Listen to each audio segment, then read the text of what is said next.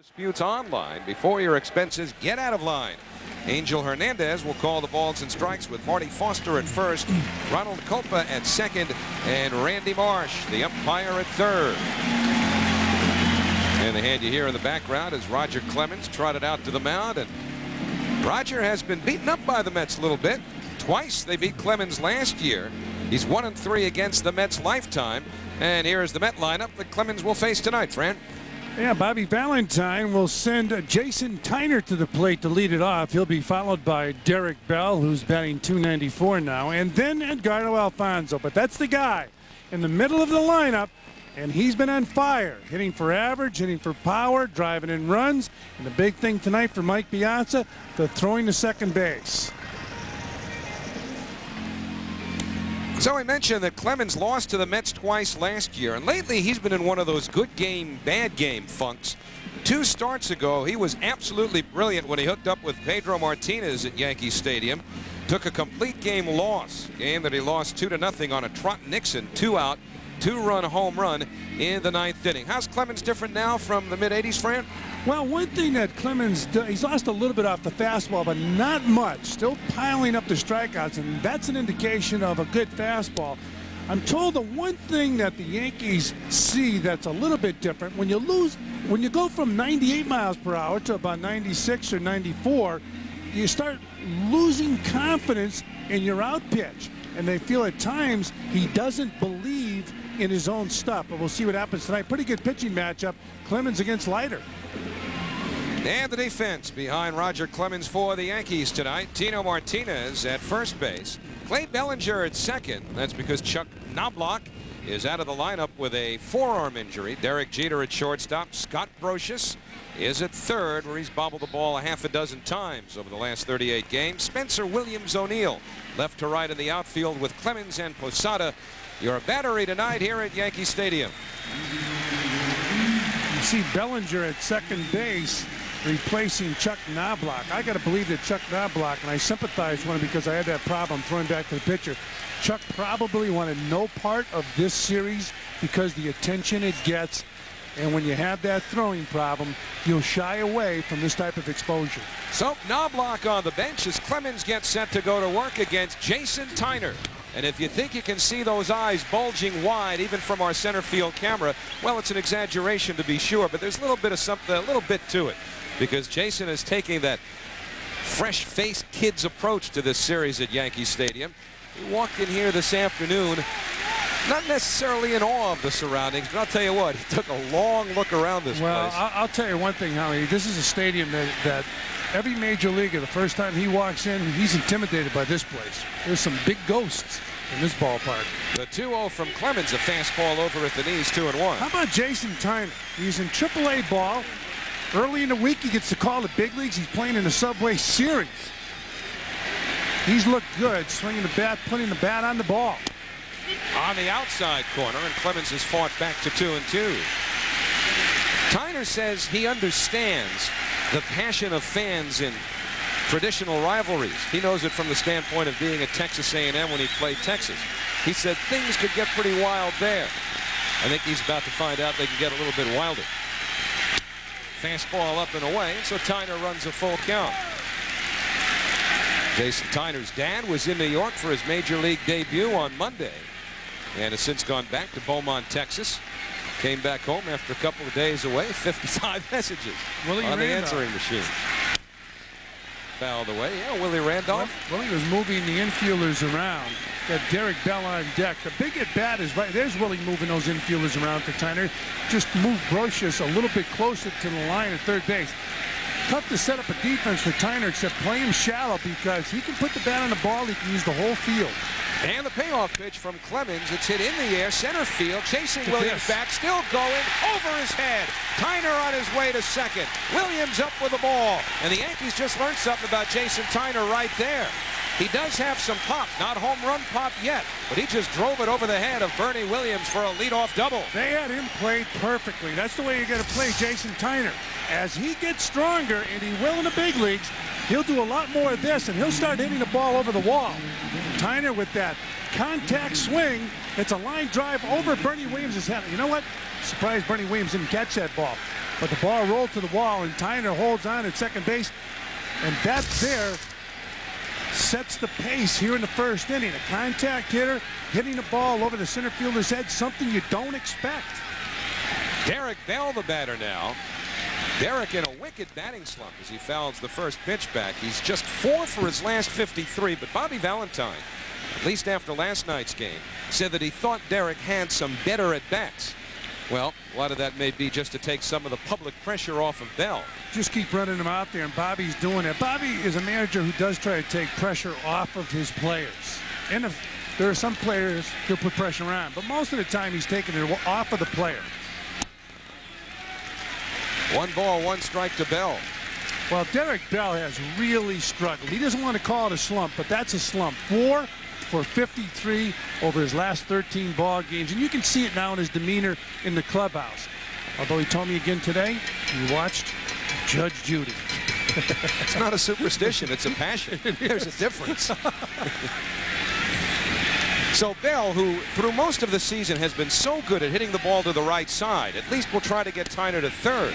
He takes low from Clemens, 2 balls, 1 strike. Well, when you're in a slump, as you look at Edgardo Alfonzo on deck, you know, ordinarily I'd rather see Derek Bell just take a good rip, try to hit the ball someplace, not worry about moving the runner to third. But the way he's struggling, he's got to move the runner along. 2-1 pitch, swung on and missed. You almost think that if he does it on his own, maybe he pushes the ball, bunts the ball to the right side. Here's the last swing. Now he's taking a shot the other way. Boy, you can see in his eyes, you can see in his face, his body motion. He's losing confidence more and more at the plate. So 2-2 now to Bell with Tyner at second. In on the hands, and Derek fights it off. Derek was talking to me about the hit he got the other night where he hit the ball on the ground, and it was a broken background ball to Mike Bordick at shortstop, and the ball took a bad hop. He said, maybe this will get me out of the slump. Well, not yet. He's 2-2 here with Clemens with nobody out, and Tyner in scoring position. Tyner with outstanding speed. Conservative lead. Yeah, he can get a bigger lead out there.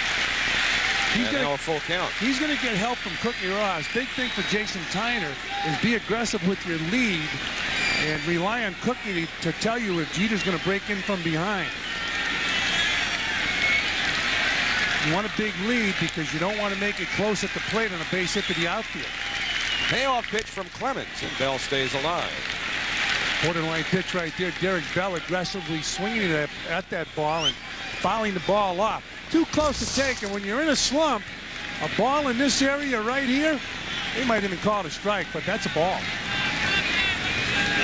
Another look at Clemens' fastball out of the strike zone and up, and Bell stays alive.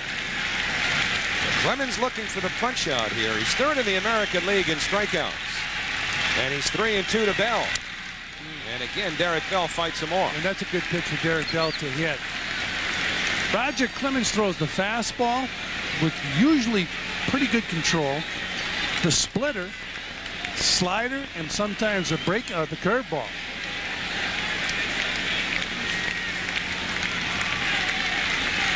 This duel is about to reach its 9th pitch. Bell has fouled several 2-strike pitches back from Clemens.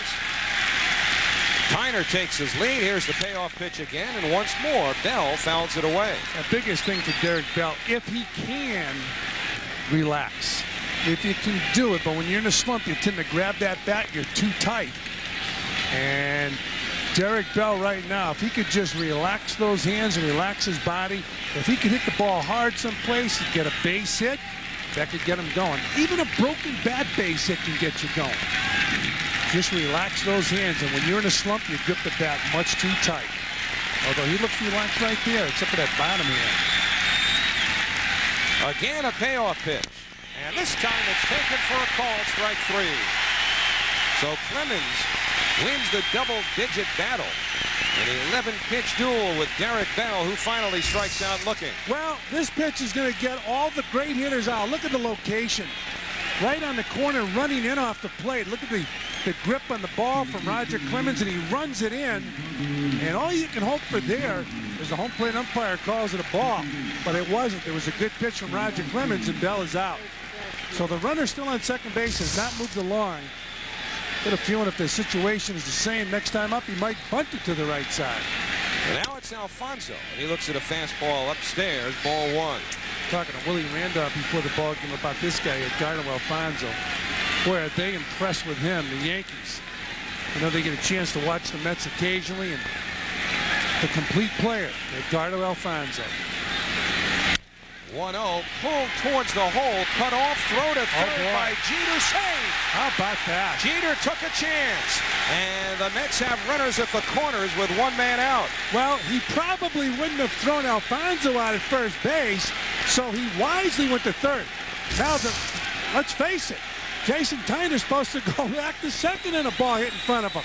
But he uses that great speed to beat the throw. The throw was high, and Tyner gets in. This should be an easy out at third base. But speed always wins out. Jason Tyner, that's a huge base for the Mets and Tyner. You see that slide, and now you got runners on first and third for Mike Piazza. Big break right there. Tyner beating the throw to third. 0-1 to Piazza. We told you earlier about the damage that he's done already against the Yankees over the last couple of years. Piazza's numbers against the Yankees, 12 out of 35 with 3 home runs. And he's also just torn up Roger Clemens. Piazza 5 for 9 with 2 home runs against Clemens. Runners at the corners, 1 out. You may have been right about no chance or Jeter not having much of a chance as you look at what Piazza's done in these games against the Yankees. I think he might have had a shot at Alfonso at first base, though. Well, a good throw at third gets Tyner. I think it was easier for him to make the play at third. The 0-1 to Piazza. And now he's behind at the count, 0-2. With Tyner's speed, and this being the first inning, the Yankees with the infield back, they'll concede a run here early. Alfonso, not nearly as much speed, average speed at best on at first. Well, you can set the tone right now. Tyner has set it. See if the Mets capitalize on it. They got the big bopper at the plate with runners on third and first. 0-2 on the way. Slider misses. Good play by Posada. First guy in the clubhouse today at around 2:30, Mike Piazza. Who, by the way, says that heel that he jammed, bruised last night, going in awkwardly at first base, is a little sore, but he's okay. Got right back behind the plate after the injury last night. That's a tight-knit group right there. Darryl Hamilton on the disabled list. The Yankees sitting down and the Mets standing up watching the game on the top step. And they go back and forth like jack-in-the-boxes before this one's over. Up and in to Piazza, 2-2. Several of the players I talked to before the game, including Robin Ventura, say that even though you try and downplay the significance of these games before they start, once the game begins and you hear what the crowd's all about and you sense the almost tangible intensity, you can't help but get your emotions working at a pitch they normally don't reach during the regular season. For Tyner, of course, that goes without saying. To him, this is the Aggies threatening against the Longhorns early. And the 2-2 taken for a called third strike. That was a good pitch from Clemens. Clemens, when he had it come in on Bell, he got him. This ball was down a little bit more. It looked like it got the inside part of the plate. Pinpoint control. That's what it took to get Piazza, and he got Bell with the same type pitch inside. Not only pitching inside, but running the ball off the plate inside. Got Mike Piazza to buckle those legs, 2 strikes. And you know, when you go up there with 2 strikes, the big thing is you train, protect that plate. Don't let him beat you outside, and you're vulnerable inside. You see it time and again. Posada wants it away. And Clemens throws a strike to Robin Ventura. And we told you how Derek Bell has struggled lately. Well, so has Ventura. Robin only 4 hits in his last 34 at-bats. So that average down now to 236. But what's rising steadily and quickly is Clemens' pitch count. He's throwing a lot of pitches here. as he throws a change outside 1-1. He's thrown 25 pitches. That was actually number 26. He's as strong as a bull. And that guy there, Mel Stottlemyre, a very good pitching coach. It's like he's calling. Is he calling the signs? Calling the pitches? Just an inch. I don't think so. And the 1-1 upstairs. 2 balls and a strike to Ventura. But one dangerous thing, and I'm not sure, maybe they're just talking about what the sign is maybe for a pitch out or throw through. When a catcher goes out there, he should call the pitches as you look at the pitch count, 27 pitches. And Roger Clemens on the mound, there's only one guy that should be calling the game, Roger Clemens. 2 balls, 1 strike, 2 outs. Fouled away by Ventura. These guys, of course, have seen each other for years, going back to Ventura's days with the Chicago White Sox. Robin's done well against him, 15 out of 52, including a home run. Right now, Clemens, a strike away from getting out of first-inning trouble. Gave up a leadoff double to Tyner. Struck out Bell. Alfonso reached on a fielder's choice with Tyner safe at third. Clemens has struck out Piazza. Posada checks in with Stottlemyre. And Clemens steps off.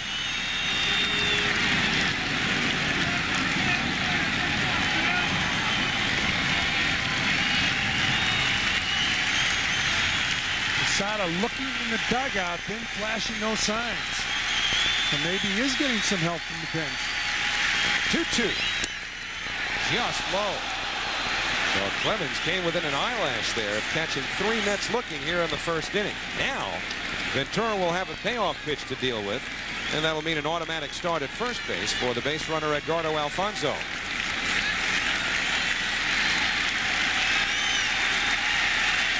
Three balls, 2 strikes, 2 out. Martinez dropped back behind Alfonso, but now Ventura gets time. Girardi did a lot of catching when Clemens was struggling. In fact, they decided to make that switch and have Girardi do the catching of Clemens. I think Clemens wanted to pitch to Girardi.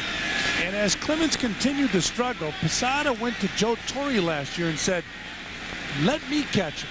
And Joe Torre said, okay, and that's how he ended up going back out there and catching Clemens. But I think when you have a veteran catcher like Girardi, and he helped the Yankees the last couple of years, it set Posada's progress back. Posada had more talent, but yet he had to sit down and let Girardi do a lot of the catching. Payoff pitch, back to Clemens. And the Yankees get out of some early trouble. A leadoff double by Tyner. The Mets leave 2. And in the middle of the first, Al Leiter gets set to get back to his old stomping grounds in his mom's life. Prouder even than when he pitched a no-hitter. Prouder even than when he pitched the 7th game of a World Series. Tonight, the dream came true. Derek Jeter, first up, goes after the first pitch. Easy play for Abbott. Just like that, 1 away. Sounded like he broke his back. No, Leiter will do that.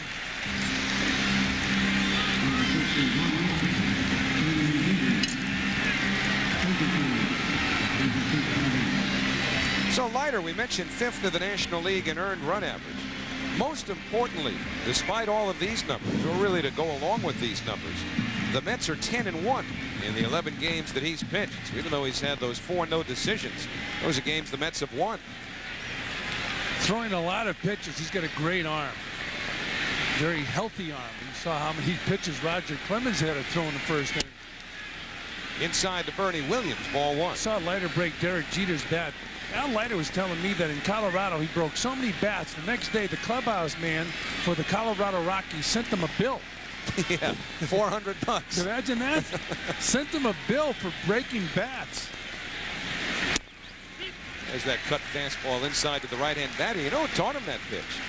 Ron Guidry. And you know who taught Ron Guidry? Sparky Lyle. Happened right out there in that bullpen. Guidry was relegated to the pen. Sparky was making his living in the pen. Uh-oh. You're part of the 6 degrees of separation here. You've been around all of them. How far back does this go? Well, no. It was Sparky. And Sparky was one of the first players to just throw all sliders. Every pitch Sparky threw for about 10 years was a slider. They knew what was coming. All right, so they're taking census, at least in that section. And the 2-1 to Williams. Tied him up. 2 balls, 2 strikes. Williams on a 5-game hitting streak. Sure, Ron Guidry had an effect on Dave Righetti. Dave Righetti had an effect on Al Leiter.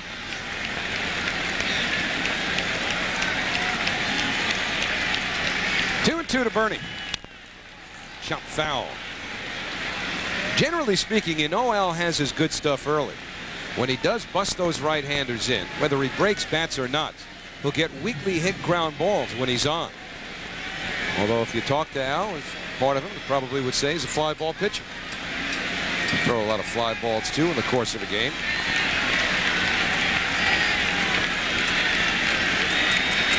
Two and two to Williams. There's the slider, and now the count full. It's a good try. We've seen it so many times when he does throw that pitch. Hitters trying to stop that bat because you got to get it going, and they swing through that pitch. Paul O'Neill on deck.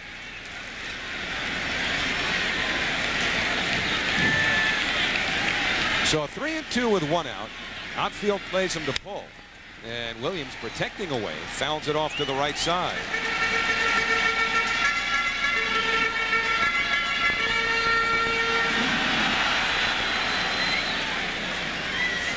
Well, the Met outfield with pretty good speed. And even though they've changed the dimensions of this ballpark, Tyner, Payton, and Bell left to right still have a lot of ground to cover. And this is nowhere near the cavernous place that it was before it was remodeled. Williams fouls it away, but you still look out to left center field. The power alley in left center, 399 feet away. So she'll need a zoom lens to get a good shot of that wall. 385 to the power alley in right center. I remember when if a guy hit that ball in the bullpen, you were amazed. Today, they do it a lot because of their power. Payoff pitch. Again, Williams gets jammed. So Leiter and Williams now having a duel. 3 balls, 2 strikes. We talked about how the players are stronger. Remember when Thurman Munson hit the ball out of Doug Bird in the playoffs in the 70s into the bullpen? Everybody was just like, I didn't do that. Payoff pitch. Ball 4. So he threw the slider 3-2 and walks Williams. And the Yankees get a 1-out base runner. It'll bring up Paul O'Neill. Defensively behind Leiter, Mets have Zeal, Alfonso, Abbott, and Ventura first to third on the infield. And in the outfield, Jason Tyner, Jay Payton, Derek Bell left to right, Leiter, and Piazza the battery.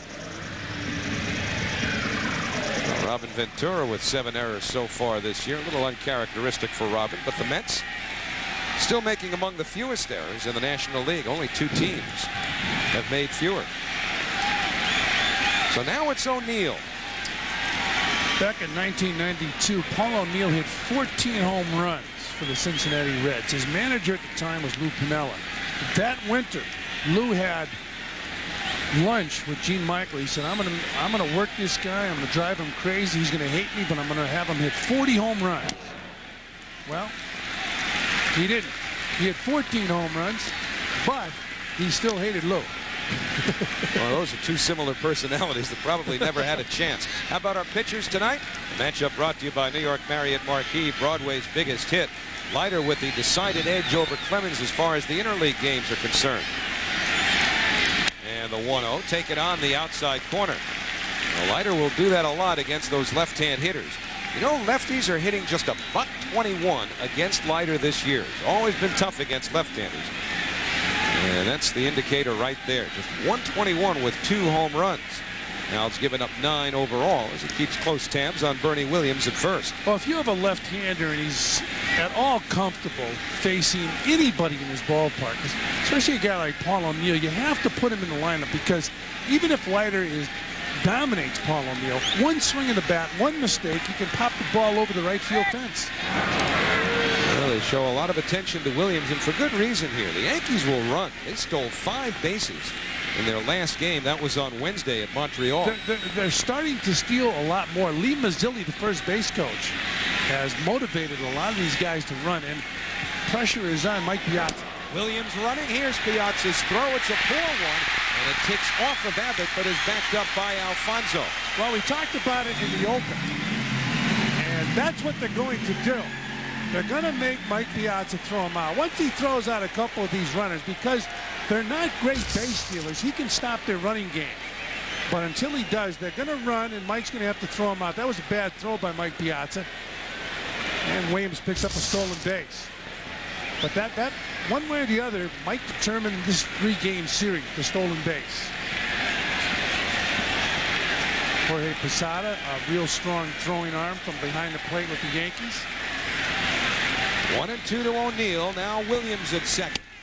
And Leiter misses outside. So each team is threatened here in the first inning. Mets had an instant threat when Jason Tyner led off with a double over the head of Bernie Williams, but the Mets couldn't get him home.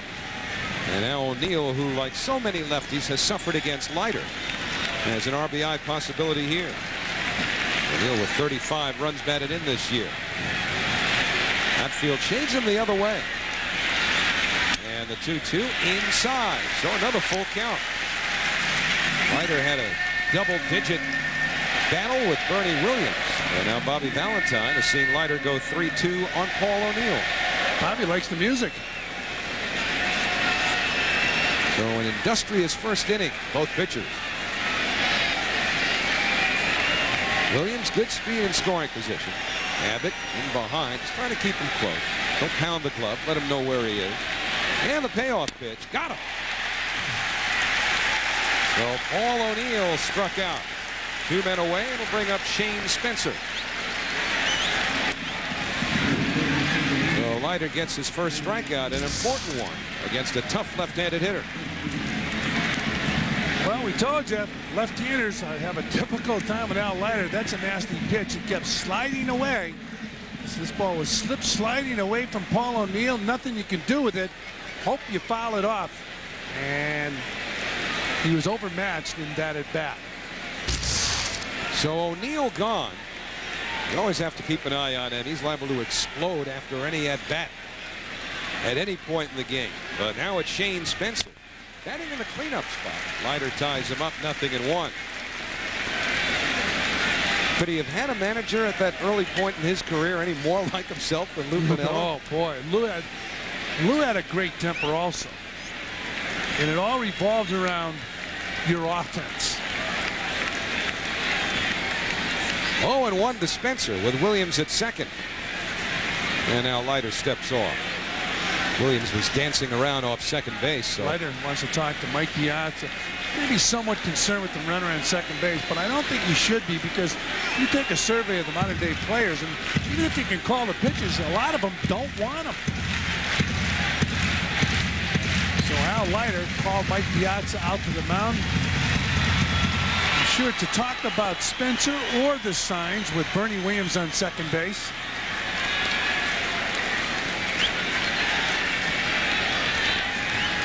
Oh, 0-1 on Spencer.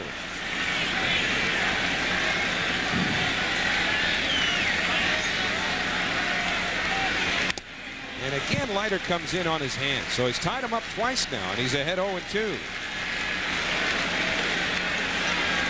Mentioned Spencer only batting cleanup for the 6th time so far this season. Bernie Williams has hit cleanup most of the time.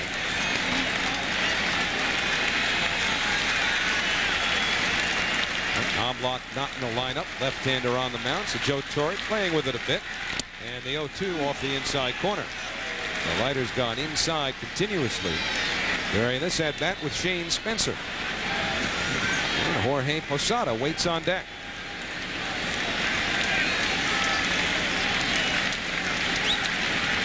Now it's Alfonso sneaking in, trying to keep Williams close. 1-2 on the way, and Williams will be stranded as Spencer goes down on strikes. So good job by Leiter as he strikes out O'Neill, and then Spencer after Williams stole second with 1 out.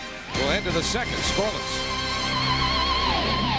The Subway Series, especially those with the Dodgers, and he remembers them fondly. When we played the Dodgers, it was great. You didn't have to travel that far. It was good, and you get keyed up for it, like any other sports. You get keyed up for a certain game, but then it's like another game. It is, and you know, a lot of people used to say the Dodgers and the Yankees were enemies. We weren't enemies. We played hard against each other, and we were friends out. When the game was over, we were all friends. So it was great. You know, the first part of what Yogi said really works against what some of the players told me today, Fran. Not so much that they get keyed up before the game and it becomes just another one once it starts. Some of the Met players were saying just the opposite. As Todd Zeal takes ball 1 from Clemens, that they try and downplay it beforehand. But once they experience everything from the fans and All of the external forces that become part of the internal operation, they really get into it. 1-1 to Clemens. Talked to Don Zimmer before the ball game. His thoughts on the Subway Series, and they were similar to Yogi's. Great atmosphere. He said we used to beat the Giants and get beat by the Yankees. Hit to the right side. Easy play for Clay Bellinger. Seals out, 1 away. Don Zimmer was saying that he saw the show on Metro Channel yesterday, triggered his mind. He saw Ralph Brank and Willie Mays, guys that participated in the Subway Series. I don't know about you, because I know you had some exposure to this place even before you became a major league player. I know you were in that Journal American tournament in high here. school. To me, because of the remodeling between 1974 and 1976, it seems like a different ballpark. I mean, yeah, the framework is still there, but it's not the same stadium. Well, what about the monuments? They're gone from center field. I mean, they're out there in left center field, but they said the monuments right in the middle of the, you'd see a guy hit a ball and it bounced over the monuments. The center fielder would run around the monuments to pick the ball up. Flagpole was on the field. Yeah. Center field was 461 feet away. Lenny Harris fouls it back 0-2. They didn't have as many numbers retired as they do now. Pretty soon they're going to have to, they won't be able to give out numbers here at Yankee Stadium. Now look at that. I mean, that's probably the most defining characteristic of the stadium. But that facade used to surround the entire circumference of the ballpark, where now the lights are. And if they ever remodel this place, they've got to put that facade back where it belongs. 1 ball, 2 strikes. I don't think they're going to do that. I just think it would give the place more of the feel that it had before 1973, the last year that the ballpark existed in its original form. Well, the house that Ruth built, it really is the house that John McGraw built, because the Yankees were playing in the Polo Grounds when they were losing. Harris down on strikes.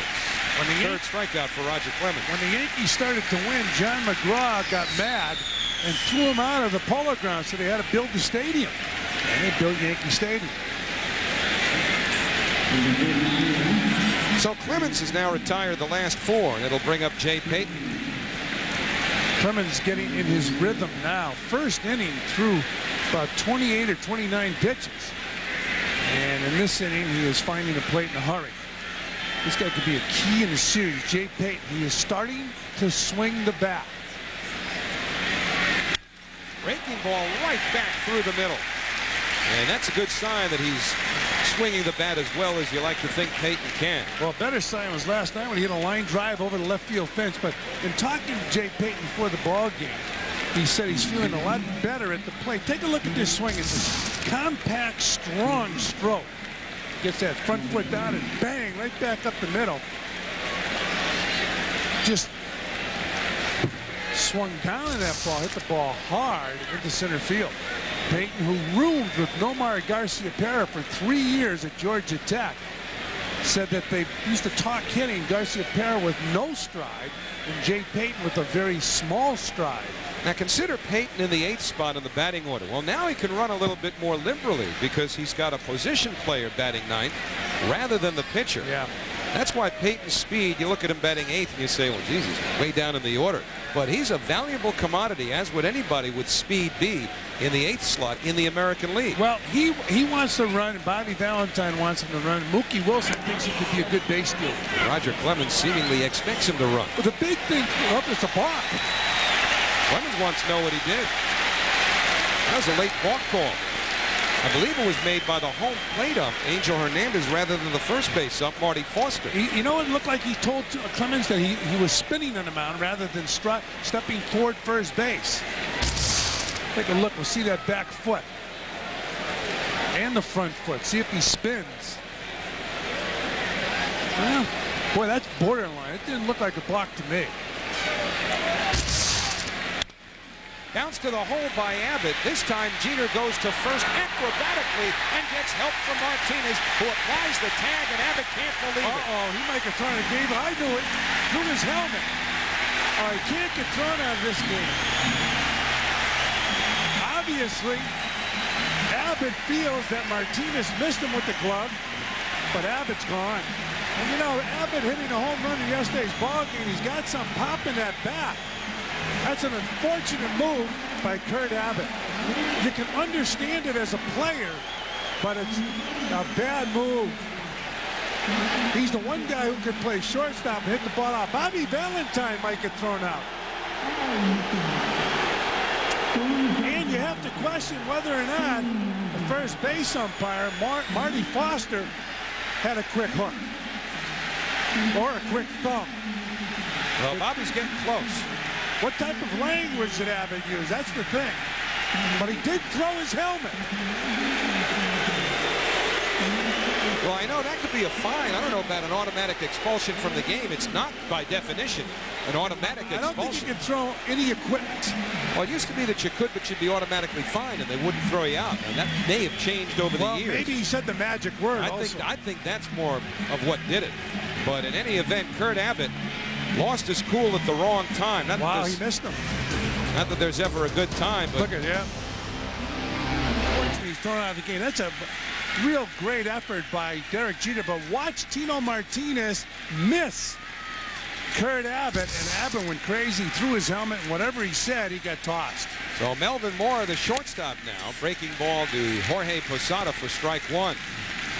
So a quick fuse there from Marty Foster. Remember, too, you know, in the American League, and you don't need pinch hitters as much as in the National League because you have the DH, but generally speaking, you'll keep one less position player on the bench because you're using 9 position guys instead of 8. Yeah, but that doesn't bother me. What bothers me is Abbott has the ability to pop the ball over the wall, and he hit a home run in last night's ball game. Now, Melvin Mora has gone in the ball game at shortstop. Abbott going down to first base. Tino Martinez clearly missed him. Of course, we have the camera with all kinds of different angles. First base umpire only, well, that's why he gets thrown out.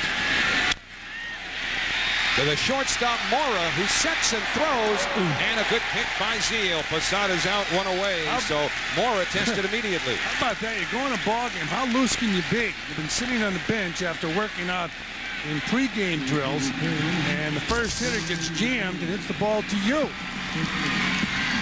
One out. Nice play by Melvin Mora. And the throw across the infield, and a nice scoop by Todd Zeal.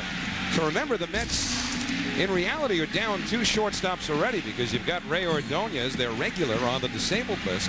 Abbott thrown out of this game, and now it's Melvin Mora. You know, it's funny. When you look at that play Jeter made, I mean, it was a great play. We're so used to seeing Ordonez. Now they become everyday plays in New York, here at Yankee Stadium, and also at Shea. Tino Martinez takes a fastball on the outside corner. Tino on a 9-game hitting streak. That's a strike, and Leiter quickly ahead, 0-2. Well, again, we talk about Leiter's ability to pitch these left-handers. Joe Torre not intimidated by Al Leiter, so he leaves the left-handers in. Question is, are they intimidated? Up and in with a fastball, 1-2. Tino just 2 for 14 against Al Leiter. Well, the Yankees are hoping that Nick Johnson, who is injured now, could have a solid year in the minor leagues. He had a great year last year in Double-A ball for the Yankees. 1-2 rolled to Mora. So Mora getting some work early here. 2 men away. And the next batter will be Jim Leyritz. Hey, this live view is courtesy of the Bud One airship, seen by millions on its ongoing Goodwill tour. Budweiser, the official beer of Major League Baseball.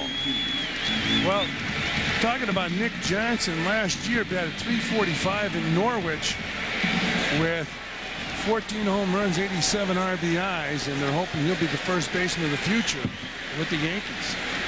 Well, Jim Leyritz, the designated hitter of the present, at least for this game, against Al Leiter. Leyritz, of course, in a second go-round with the Yankees, hit a dramatic home run in the '96 World Series against the Atlanta Braves, and was traded that winter. And boy, did he ever bounce around for 2 years. He played for 4 teams in the next 2 years. Anaheim, Texas, the Red Sox, and San Diego. Came back here somewhat heartsick to play against the Yankees in the '98 World Series. But now he's back. And he rips one over shortstop Mora and into left field. So Jim Leyritz with a 2-out single. Once again, a broken bat, but Leyritz strong enough to muscle the ball into left field. And you wonder in a situation like this where Leyritz is not really quick of foot, will they challenge and see if they can steal a base here? Here's Leyritz muscling the ball in left field. Al Leiter wanted to get that ball in, didn't get it in tight enough. Jason Tyner getting the ball back in. So Jim Leyritz on first base. So Zeal playing in front of him as Scott Brocious, the third baseman, steps in, takes inside 1-0. You know, I mentioned how Leyritz really is not a great base runner or a base stealer, but it's gotten to the point now where you just have to think, when a runner gets on first base, do you challenge the Mets? Way inside, 2-0. And Mike Piazza, it looked like last night, getting some confidence back, getting rid of the ball quickly, cutting down Delano DeShields for 1.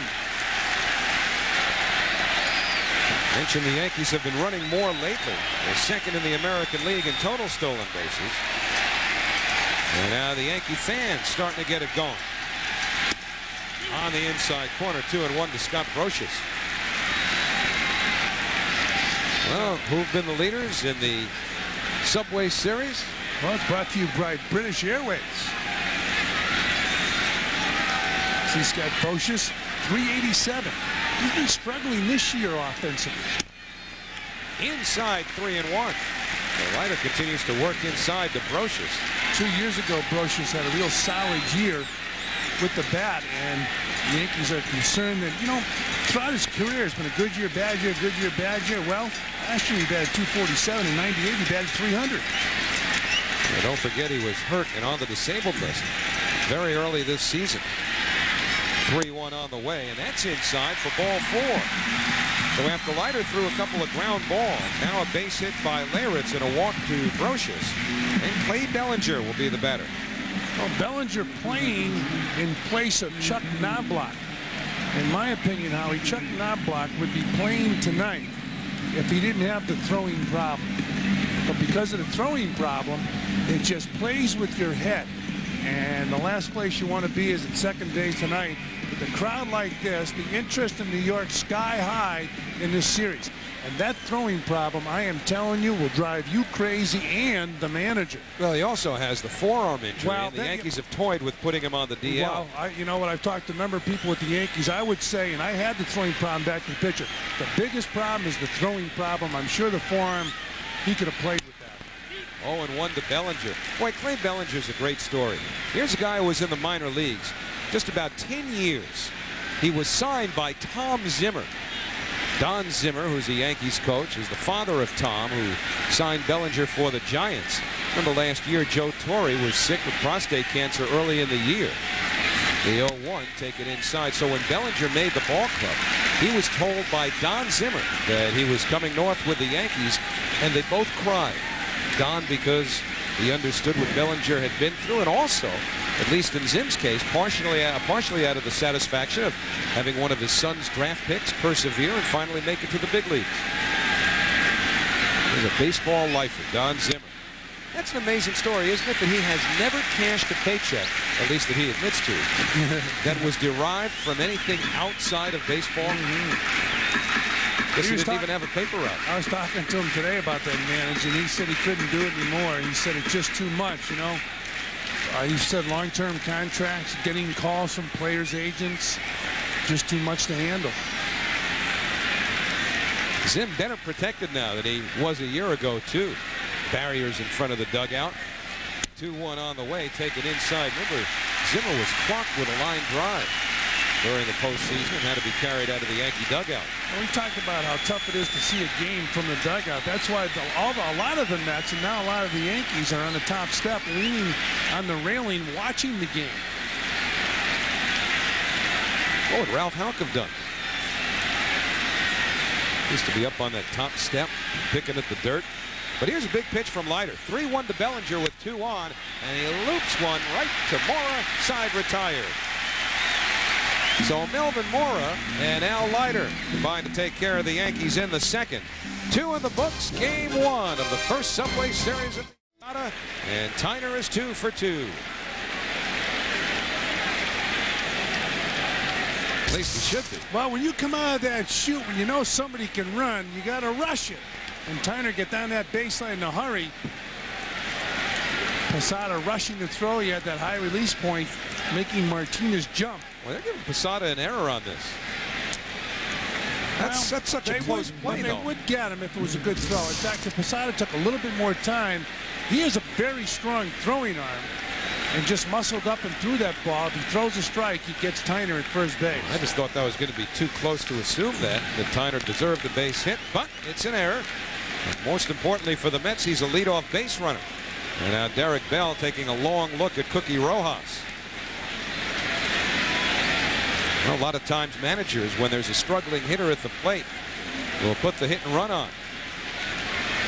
Force the hitter to bear down. I think Derek Bell did so consistently well right up until the beginning of his slump, which coincided with the Mets' last road trip, was hit behind the runner. Here's a situation where you might want to put the runner in motion, make Bell swing the bat. El Stottlemyre. Calling the pitches for Jorge Posada.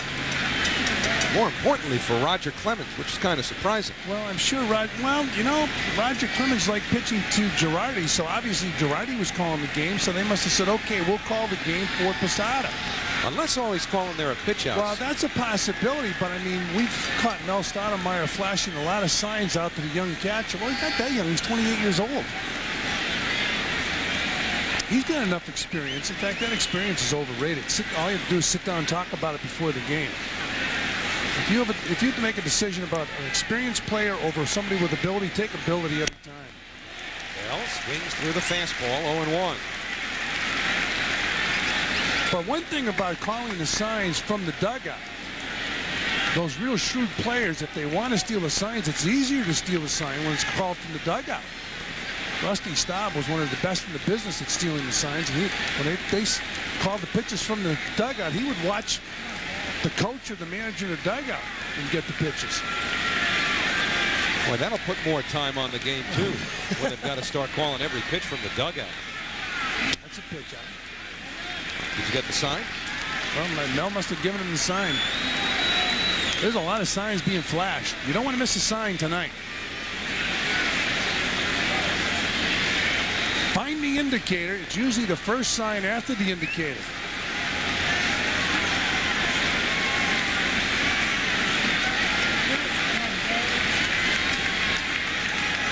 You know what? It's tough to catch today.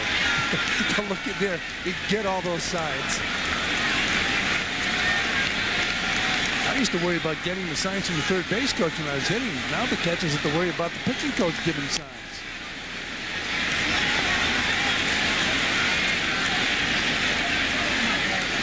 Well, since nothing much has happened, they just might want to tell each other what they're planning to do, and let's get on with it. 1 ball, 1 strike, nobody out. Tyner not running, and Bell takes it high, 2-1. Remember that first time up, Bell struck out in a pitch just like that, but it got the corner of the plate, so clearly Clemens is going after Bell inside. Here we go again. Bell looking down at Cookie Rojas. Posada will look in the dugout. Really amazing thing, they tell me that even on the high school and college level, the coaches are calling the pitches for the catcher. Now Tyner runs, and Bell trying to go the other way, fouls it off.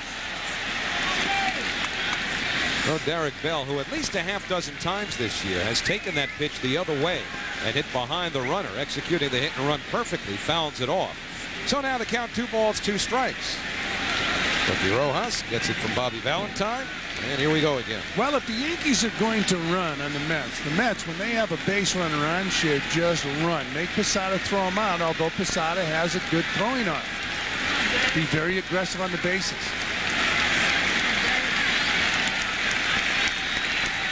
Two and 2. Big lead by Tyner. Not going, and the pitch taken upstairs. Now on 3 and 2. Bobby Valentine has a decision to make. Early in the year would probably be academic, but because Derek Bell has struck out so much more often as of late, that would increase the chances of a strikeout. And even though Tyner's got great speed, you're giving one of the best catchers in the league an opportunity at a strikeout, throw-out, double play. This kid's going to make money stealing bases. I challenge him. So 3 and 2. Tyner runs. Ball 4 off the glove. Let's see if Tyner does. Oh, boy. He didn't pick it up quick enough. He was on his way to second base. Good aggressive base running by Tyner. It was a stolen base. High fastball getting by Posada. Now, I don't think he was crossed up. 3-2. Take a look at this fastball. Very high release point by Clemens, and the ball gets by Posada. But when you're running to steal a base, while he did see it, surprised he didn't take off to third, although it's still a pretty good run back to the backstop for Posada. Jason just playing it conservatively with nobody out here in the third inning. Yeah, but and the heart of the order coming up. But a guy like that with good speed, and he's aggressive in stealing that base, he goes all the way to third base. You just put more pressure on Clemens. Do you take the split finger pitch away from him with a runner on third? But Tyner's at second, which is where he was after his leadoff double in the first inning. Derek Bell is at first, and now it's Alfonso. He reached on a fielder's choice. And another one off the glove of Posada, and now they'll both move up. And second and third, nobody out for the Mets. And when this happens to a pitcher like Clemens, who relies a lot on his catcher, we talked about how he wanted Girardi last year. Well, what happens is you lose your confidence in what you're throwing to the catcher. Two balls that really should have been caught by Posada. The first one was tough. This ball is very catchable. Just bouncing out of his glove. And this worries the pitcher. Now you get runners on second and third. Look at that ball right in and out of the glove. Pass ball. Even the one before should have been caught. 1 ball, 1 strike now to Alfonso. So the pass ball moving the runners into scoring position. And Clemens, who's been in trouble all night long, is at it again. Even though he got the first 2 batters in the second inning. After a balk, the Mets had a runner in scoring position with 2 out, but Abbott grounded out. And now the 1-1 to Alfonso outside. So 2-1 to Fonzie. And Mike Piazza waits on deck. So the Mets trying to bust through here in the first inning. They left 2 on in the first, 1 in the second, and Clemens has thrown at least a half a game's worth of pitches, at least on a good night already, with nobody out in the third. Ball 3. Now he's pitched away from loading him up. Well, Clemens trying to keep it together here. He struck out 3 so far. The walk to Bell was the first. But Clemens really has been all over the place here in the third inning. And Alfonso, the guy the Mets won up in this spot. Fouled away, full count. Well, Clemens clearly with a good fastball, fast enough to handcuff his catcher, Jorge Posada. And 3-2 now on Alfonso. His best pitch is his fastball. He has spotted the fastball pretty well in this game. He's got Piazza up next. 55 pitches now by Clemens. Inside, they're loaded up with nobody out for Piazza. An error and 2 walks. Now Stoudemire has to be concerned. Well, how did Piazza hit Clemens? Well, last year, he was very comfortable. This place is going wild now. Piazza with a home run as we flash back. Bang! That's a nice flashback if you're a Mets fan. And now Piazza will face Clemens with the bases loaded. Piazza struck out his first time up. Inside, ball 1. He's trying, his first time up, Clemens stayed inside. That's where you try to pitch Piazza. The only thing is, he can get that pitch. And if he gets that, he hits it a long way. And the 1-0. Fly ball, well hit. Center field, it's deep. Williams to the wall. Grand slam, Piazza.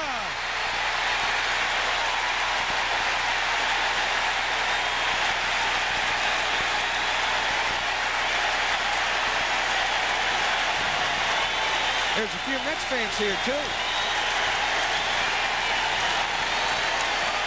4-0 Mets. Piazza's 16th of the year. And that's his 3rd home run already off of Roger Clemens. Go back to those 2 last year. Well, not only a home run here, but this guy's a great hitter. You are looking at one of the greatest hitters ever to catch in the major leagues. Fouled back by Robin Ventura. And we talked earlier in the ballgame, the one difference between last year and this year, Mike Piazza is getting some key hits, and he knew this ball had a shot at going out with the bases loaded. Bernie Williams back to the wall, gone. Grand slam home run for Mike Piazza. Ventura takes inside. 1 ball, 1 strike. Met dugout. And the reaction to the grand slam. Hey, good to see Barry Hayden back, too. Barry in the foreground there. And Ventura gets under 1. Hitting it to right center. Bernie Williams calls off O'Neill. And that's the first out here in the 3rd. You know, Howie, in the open, we featured the 2 catches and how important they were going to be in this series. Piazza, we talked about his bat and his throwing. Well, with his bat now, he probably has taken away the Yankees' running game. You'd like to see him do it with his throwing, but his bat accounted for 4 runs. Will the Yankees be as aggressive? Keep in mind, last night, Piazza threw the ball well to second base. At least better than he had been throwing. Todd Zeile takes a fastball up and in. That was the 6th grand slam hit by the Mets this year. And it puts Roger Clemens in a 4-0 hole. The only hit so far for the Mets here in the 3rd inning. And the 1-0 right there. 1 ball, 1 strike. Todd Zeile's parents have been in New York for a little over a week. They were at most of the Mets' recent homestand, and you saw Todd with that video camera going, and his parents making their first trip ever to Yankee Stadium tonight. Well, it was a great shot of Todd Zeile with that camera because he had the camera focused on a guy who had a tremendous impact on his career, Joe Torre, the manager of the Yankees. He made the decision to switch Todd Zeile to 3rd base. To the shortstop, Jeter. 2 away. So Zeile has grounded out for the 2nd time. It'll bring up Lenny Harris.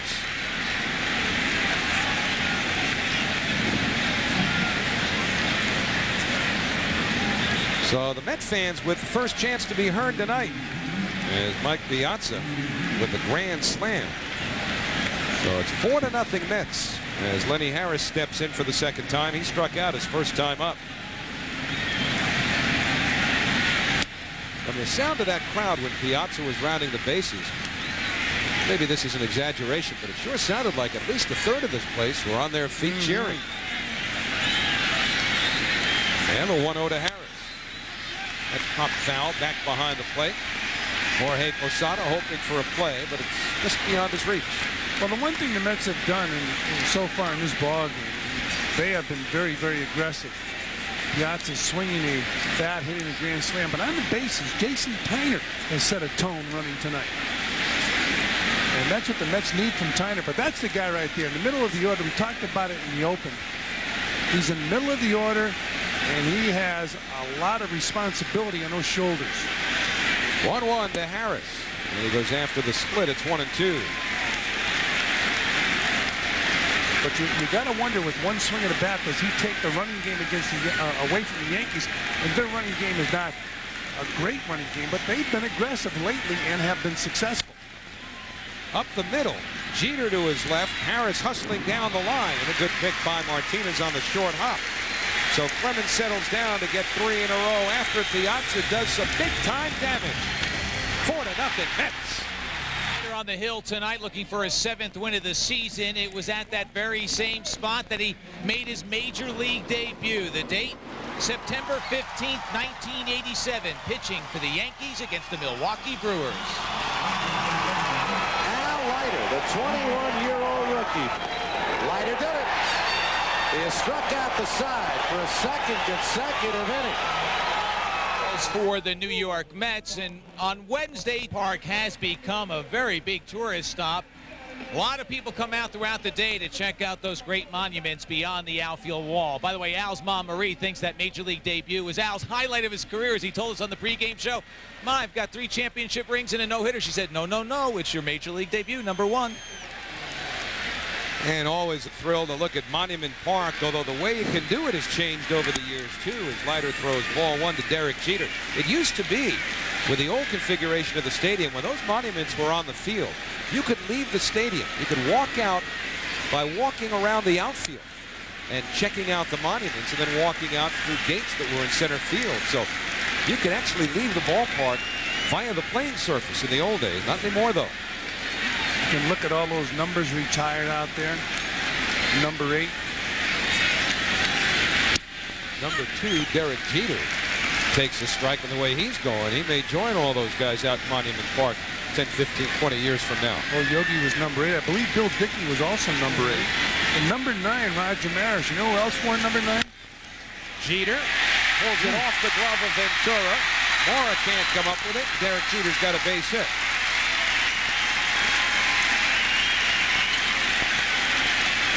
So the Yankees with a leadoff base runner for the first time. Jeter strained a muscle and was out for a while, and some of the Yankee coaches felt that the way he strained it was a lot of extra batting practice. When they come out early, they hit off the tee, and they figured he might have strained the muscle there. Anyway, by the way, the guy that wore number 9, Joe DiMaggio, that was his first number at the Yankees. Of course, he made number 5 famous. Bernie Williams with a less conventional baseball number, but still one of the mainstays of this Yankee team that's won 3 World Series in the last 4 years. Now they'll pay attention to Jeter at first. Well, he talked about Lee Mazzilli working with the Yankees and running. This will telltale sign now. They're down 4-0. Will they send Jeter? Lee Mazzilli, former Met, first base coach for the Yankees. Taken for a strike, no balls, 1 strike. So the Bronx Bombers, the New York Yankees, you think it's somewhat improbable when you consider what's gone on over the years that the Bronx Bombers would have a couple of Brooklyn kids on the coaching lines. The 0-1 to Williams inside, but that's what they've got here with Lee Mazzilli. Brooklyn on the right, Willie Randolph from Brooklyn on the left.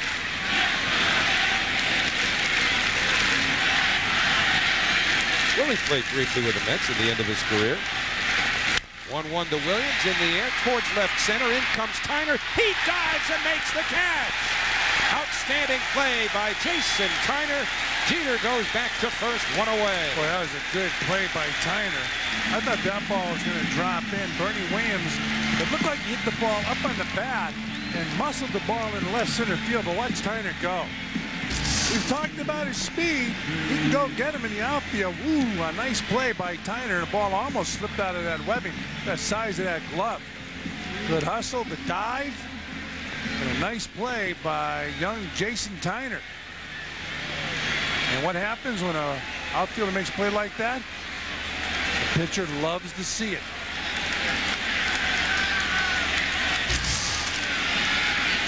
So Tyner takes a hit away from Williams. Now it's Paul O'Neill who takes low for a ball. O'Neill was struck out by Leiter first time up.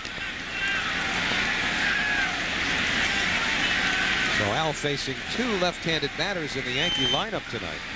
O'Neill and Martinez. Got him each first time up. That's the way Al's dominated the left-hand batters all season. Yeah, this is not a comfortable at bat for Paul O'Neill, but if he makes a mistake and one swing of the bat and he pops the ball over that short porch in right field, I would never take a left-handed hitter out of the middle of my lineup to show respect for a left-handed pitcher. But Paul O'Neill with that high leg kick, the big thing is he's got to get it down. 1 ball, 1 strike to O'Neill. Talked about Derek Bell, how he's concerned about getting his front foot down when he's hitting, and he is in a horrendous slump. He claims he feels it's because of that front foot. But if you can monitor a guy in a slump, I'll guarantee you the tension in his muscles much greater than when he's hitting the ball hard. On the outside corner, 1 and 2. Now look at that front foot. There's Derek Bell, bang, and he's tardy with that swing. The ball's got the foot's got to get down so you can catch up with that ball with the head of the bat. The key is the foot hitting the ground, and then everything goes forward. 1-2 on the way, and O'Neill lifts it in the air, center field. Jason Tyner with, or at least Jay Payton, pardon me, with room. Tagging is Jeter, and the throw not in time. Good base running. running. Good plays, right. Good base running by Jeter. And You know, if you're in the outfield and you get yourself in position every time, you'll take the aggressiveness away from the base runner. When you're catching the ball, you get yourself in a certain position to throw that ball in. We're going to take a look at that play again, the fly ball to the outfield. I see Jeter getting back and hustling, and he just outsmarted Jay Payton and outran the ball to second base. Good hustle by Jeter. So that brings up Shane Spencer, who struck out his first time up. Jeter gets himself into scoring position because of that hustle.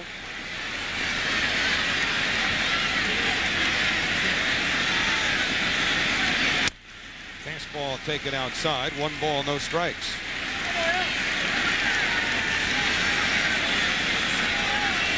Shane Spencer, one of the unexpected heroes in the Yankees' run to the 1998 World Series.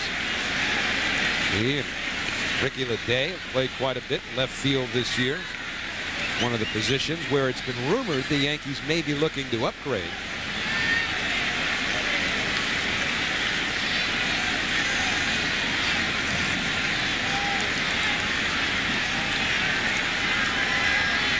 And the 1-0, that cut fastball right in on the hands.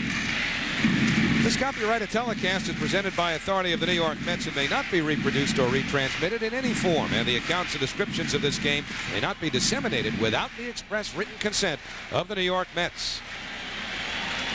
Full house here at Yankee Stadium, although that was not assured until just a couple of days ago. They didn't sell this game out until earlier in the week. All 3 games this weekend now are sellouts. Spencer bounces it foul. Advantage Leiter. 1 ball, 2 strikes.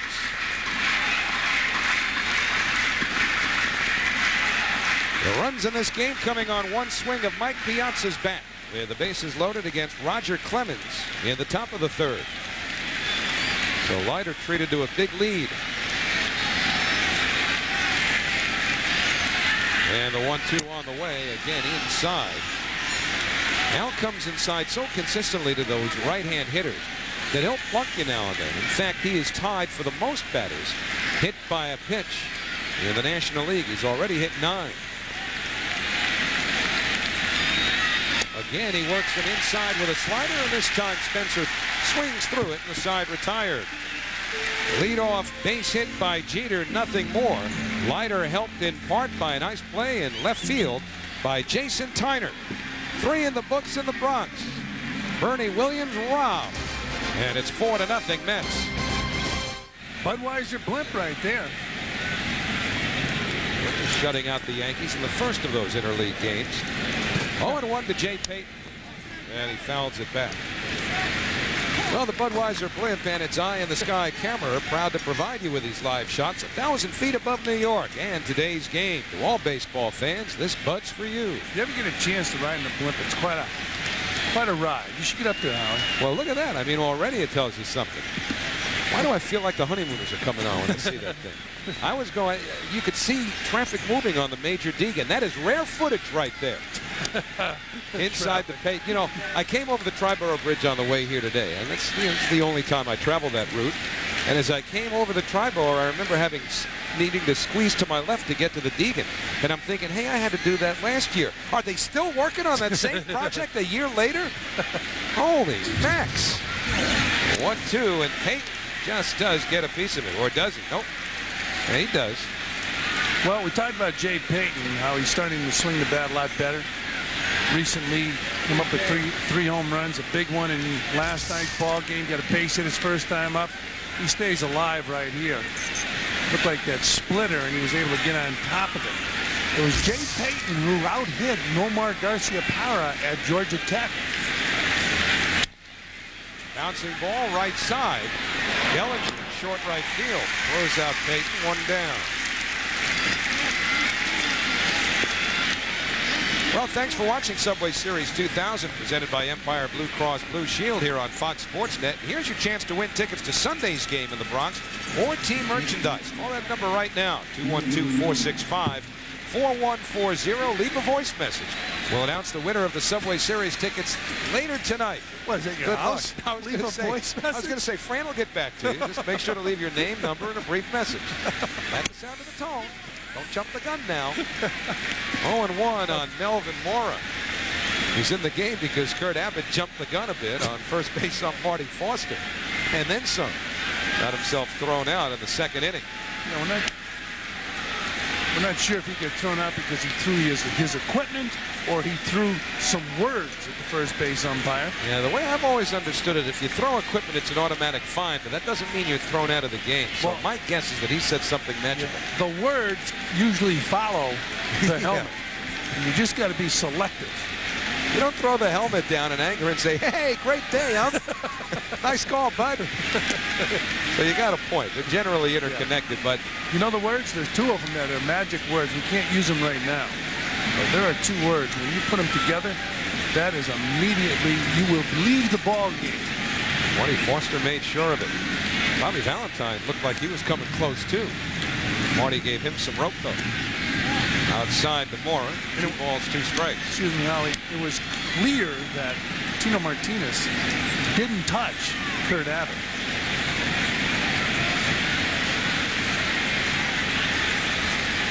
So 2-2 to Mora. Outfield straightaway. 1 down here in the 4th. It's 4-0 Mets. Just off the outside corner. So Mora with a full count. And again, when you consider Mora's speed, and he's batted leadoff before, he almost bats as a leadoff hitter here. Sort of a leadoff preamble to the real guy, Jason Tyner, even though there's 1 out. So Mora does his job, gets aboard. And that'll bring up Jason Tyner, who's been on base twice.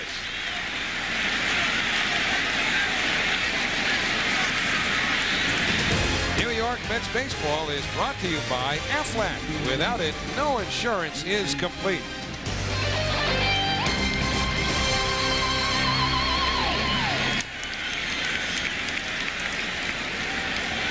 So the blimp showing Manhattan and the rest of New York at a figurative standstill as the Yankees and Mets compete. Jason Tyner fouling the first pitch back. Well, good speed on first base. And Bobby Valentine has been very aggressive with his base runners tonight. So I wouldn't be surprised if Mora is put in motion. You see Mookie Wilson talking, but he's smart. He talks to the right ear. Get away from Tino Martinez. You don't want Tino listening in. And Mora back to first. Posada's a good throwing catcher, but you can still steal with him catching. And he has struggled in this game receiving the ball from Roger Clemens.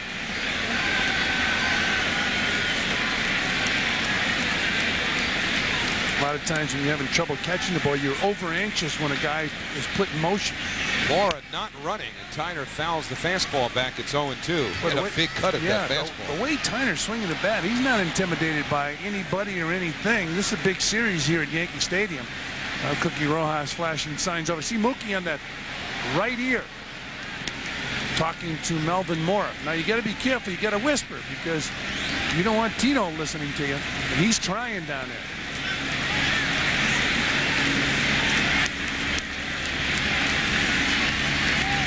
It'll be an 0-2. And Tyner takes it. Delayed steal by Mora. Posada's thrown not in time. The delayed steal, and the Mets get another runner in scoring position. Well, once again, Bobby Valentine putting a runner in motion. And you saw Mookie Wilson whispering into Melvin Mora's ear, trying to stay away from Tino Martinez. And here is the delayed steal. And not only a delayed steal, but you know, Posada come out throwing, and he still outran the ball. So now it's 1-2, and Tyner takes a breaking ball, which evens the count. And nobody was fooled on the delayed steal. Mora just outran the baseball. It's a timing play the Mets work on it every spring. Wait till the ball gets through the hitting zone and then take off. That's how Bobby Valentine describes it. And the 2-2, and Tyner protecting away, stays alive. Well, if you watch Bobby Valentine and his coaches in spring training, this is a well-drilled ball club. Bobby Valentine and his coaches do a lot of teaching in spring training. There's one of his teachers right there, Mookie Wilson. He works with the outfielders and the base runners. Outstanding infield coach, Cookie Rojas. John Stearns worked hard with Mike Piazza. And Tyner lifts it in the air. Left field should be easy for Shane Spencer. Mora back to second base, 2 away. And another guy who worked hard down in spring training for a few weeks, Keith Hernandez, worked with Todd Zeal.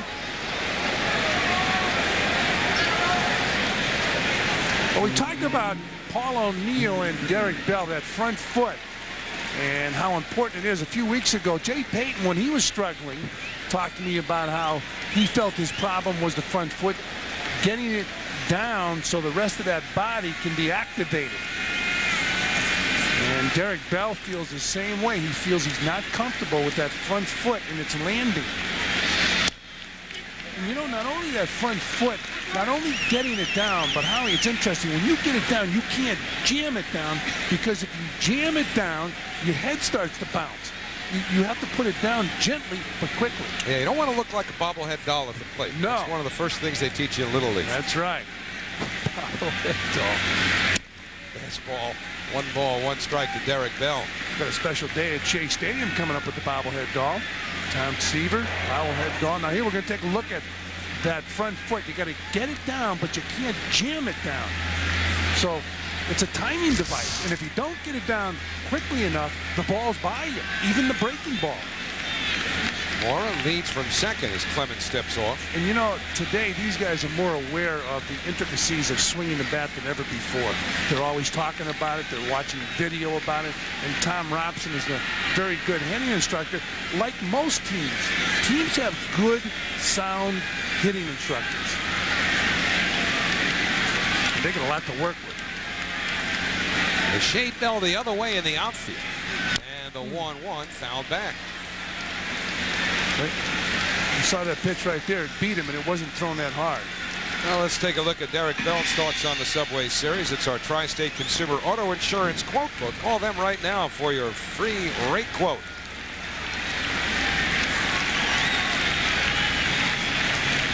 Well, the Subway Series is the bomb, to use the contemporary vernacular. We hope. The 1-2 on the way. Bounce left side, pass Brocious. Mora around third. Here comes Spencer's throw to the plate. Safe at the plate. RBI single, Derek Bell. 5-0 Mets. And this could be a problem for the Yankees. Derek Bell, that can get you out of a slump. A big blow in a ball game like this. He got the ball in the hole between short and third, and that there can loosen you up, relax at the plate. I mean, he was all tied up and was able to pick up a base hit. And you see Cookie Rojas waving Melvin Mora around third base. This is the 5th run of the ball game for the Mets. And it could be a real big one, because the guy who drove it in is really fighting a slump. Posada had to go out for the ball. Mora beats a tag. Another look from the outfield camera. The long throw, and Mora beating the throw. But the key, the guy who got the hit. It wasn't pretty. He muscled it in the hole. But the Mets need this guy. He's the number 2 hitter in the lineup, and they need him to be productive. And you might look for him to run here with Alfonso at the plate, but on the first pitch, Fonzie fouls it off to the right side. That'll reach the seats. Consider that Bell, real good speed, and Alfonso, a patient hitter. Hey, we want to remind you about what we told you moments ago about winning tickets to the game on Sunday or team merchandise. We want to correct that phone number at the bottom of the screen. I think we told you 4140 before, so don't bother leaving a message on that guy's machine. Call this number, 212-465-4150. This is the real deal. You think the other guy can play? I don't know. Maybe he wants the tickets. The phone's ringing off the hook. Alfonso fouls it back, so now it's 0-2. I don't have any more tickets. Stop bothering me. Guy probably worked all day, was sleeping. It was Howie Rose that gave out that wrong number. Well, Alfonso behind in the count here, 0-2. Consider we're in the 4th inning. Roger Clemens has already thrown 91 pitches. That's with a 5-0 lead. Bell short lead at first. A nice block by Posada. One of the reasons I figured this would be a good spot for Bell to run, because if he gets down to second base, well, they're not going to walk Alfonso to get to Piazza. And Fonzie's such a patient hitter, especially with Derek Bell now feeling perhaps a little more frisky after breaking out of the slump. Good time for him to run, I think. I would put a guy like Bell in motion. I would put pretty much every base runner in motion now. You got a 5-run league. You might as well try and pad it. really make Clemens upset. Bell bluffed that time, and now the count goes to 2-2. You know he's upset about those two pitchers. Well, first off, he walked a couple batters before the outs at the grand slam. Posada boxed up a couple of pitches. And when a catcher boxes up a couple pitches, a pitcher doesn't forget it. There's the big guy. Grand slam home run. 2-2 to Alfonso. Bell not running inside. And isn't this typical Alfonso? He fell behind in the count 0-2 and still found a way to work it full. So now Bell will have an automatic start from first base with 2 outs. Last 59 plate appearances now for Alfonso. He struck out all of once. If you're a Met fan, you know Clemens can't groove anything to this guy. He'll get you. He'll hit it out. Martinez now playing behind Bell, who takes off. Payoff pitch, and Alfonso hits it in the air to right field. Easy play for Paul O'Neill. And the side retired. But the Mets had a run here in the 4th inning as Derek Bell with a big hit. He'd been slumping. This will help get him out of it. 5-0 Mets. All right, back to our Aflac trivia question. 3 years ago, interleague play began. Who hit the first long ball in this series between the Mets and the Yankees?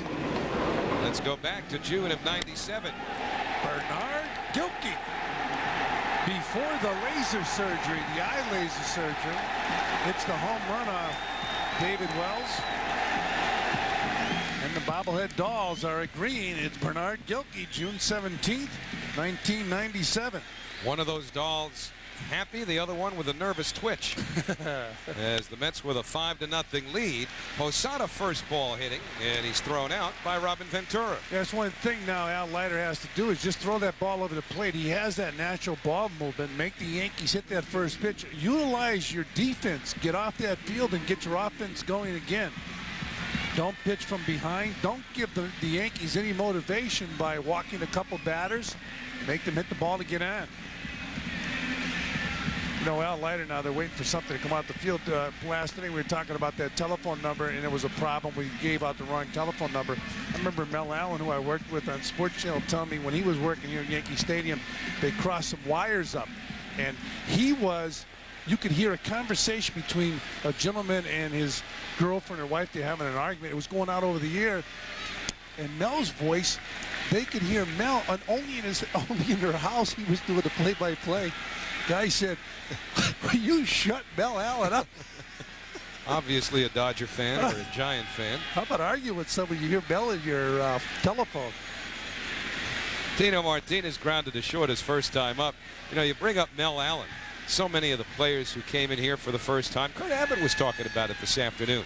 Thinking about actually walking into the place where all of those great players performed. That's a little bit how I feel about this booth, you know, or this area. Yeah, this is where Mel Allen worked. Oh, Mel Allen was a genius. I had the luxury of working with him. You know, Phil Rizzuto was also a great announcer here in New York. Martinez hits one deep to right field. Derek Bell, warning track wall, and he can't make the play. He lost that ball, and Martinez is standing at second. Jay Payton threw it back in. Derek Bell took the great circle route. You know what? He had to lose the ball, because if he didn't, that was a bad, misjudged fly ball. You know what? He didn't get back to the wall. He misjudged that ball. He didn't lose it. He misjudged it. He glided back rather than busting it back to the wall, and then at the wall making the adjustment. Keep in mind that short porch in right field. Martinez thought that ball might carry out, but it was clearly misjudged by Derek Bell. That ball should have been caught. Martinez thought he had a home run. How about Martinez jogging down the baseline? So not a pretty play from either angle. No. And Jim Leyritz will be the batter now with Martinez in scoring position. To the shortstop, Mora. Quick throw retires Leyritz. On to third goes Martinez, but the Mets pick up their second out here in the 4th inning. You know, I was talking to Don Zimmer and Willie Randolph. Chris Chambliss down by the batting cage before the game, and they're talking about, you know, it drives them crazy when they hear an announcer or somebody in the ballpark saying that guy really hustled down the base path. I said, you're supposed to. Now, one thing you're given, you know, throwing the ball is tough, catching the ball is tough. It takes ability. Hitting the ball takes ability. Running it out doesn't take any ability. Scott Brocious drew a walk his first time up. Yankees trying to deliver a run with 2 outs here in the second inning, and the Mets leading 5-0. Leiter throws strike 1 to Brocious. He went on the disabled list the first week of the year with a strained muscle in the rib cage. One of several Yankees to miss some time this year on the DL. Derek Jeter, another. He just came off a couple of weeks ago. Derek had an abdominal strain. No ball, it's 2 strikes. Well, Brocious, we talked about him earlier. He's had up years and down years, and tough for him to put together a few years together in solid form. Look at 304 in 96, 97, 203, back up to 398, 247 in 99, 246 in the year 2000. Right now with Yankees since 1998. A very good defensive third baseman. No balls, 2 strikes, 2 outs. Leiter deal. And the fastball just missed the outside corner. Might have been up a bit. 1 ball, 2 strikes. Although we saw Mike Van Vliet last night, who was working the plate in the Mets-Orioles game, actually call a couple of strikes above the belt. I wanted to go down there and shake his hand. Imagine that. Guy who interpreted the strike zone properly. I mean, how would you know if a guy's a good high ball hitter today? They can take it. It's a ball.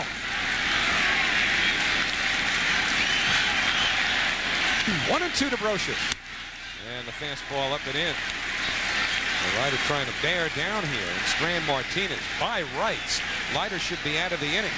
Martinez's double was certainly catchable by Derek Bell, who misplayed it. Leiter's thrown a couple of ground ball outs in the inning. He's 2-2 here. Scott Brocious. And the pitch on the way. Little number. It's going to be a tough play. Piazza can't get it anywhere nearly in time, and Piazza's lucky that that ball stayed on the infield. Especially in a 5-0 game, which now becomes 5-1. I don't think Mike needed to even make a throw there. But Mike was lucky that Todd Zeile kept it in front of him, because he could throw a ball down the right field line that way. Well, he shouldn't have thrown the ball. He really, unless he can straighten up and really get some mustard on the ball, tough play. You know, your body's heading to third base, and when you throw a ball sidearm, it's going to do all kinds of movement. Now, you saw, as you look at Al Leiter's brother reacting to this ball, but the big thing was Todd Zeile blocking the ball. Man, you know, if you had never seen that man before, nobody would have to tell you he was Al Leiter's brother. Yeah. Well, Todd Zeile, as a former catcher, blocked that ball, did a good job keeping the ball in the infield. Wade Bellinger takes down and in. The only difference between Jack and Al Leiter, at least in that instance, was that Jack wasn't dancing around in the seat using body English to try to get that ball to first base in time. It's tough to do it when you're in the stands. I know.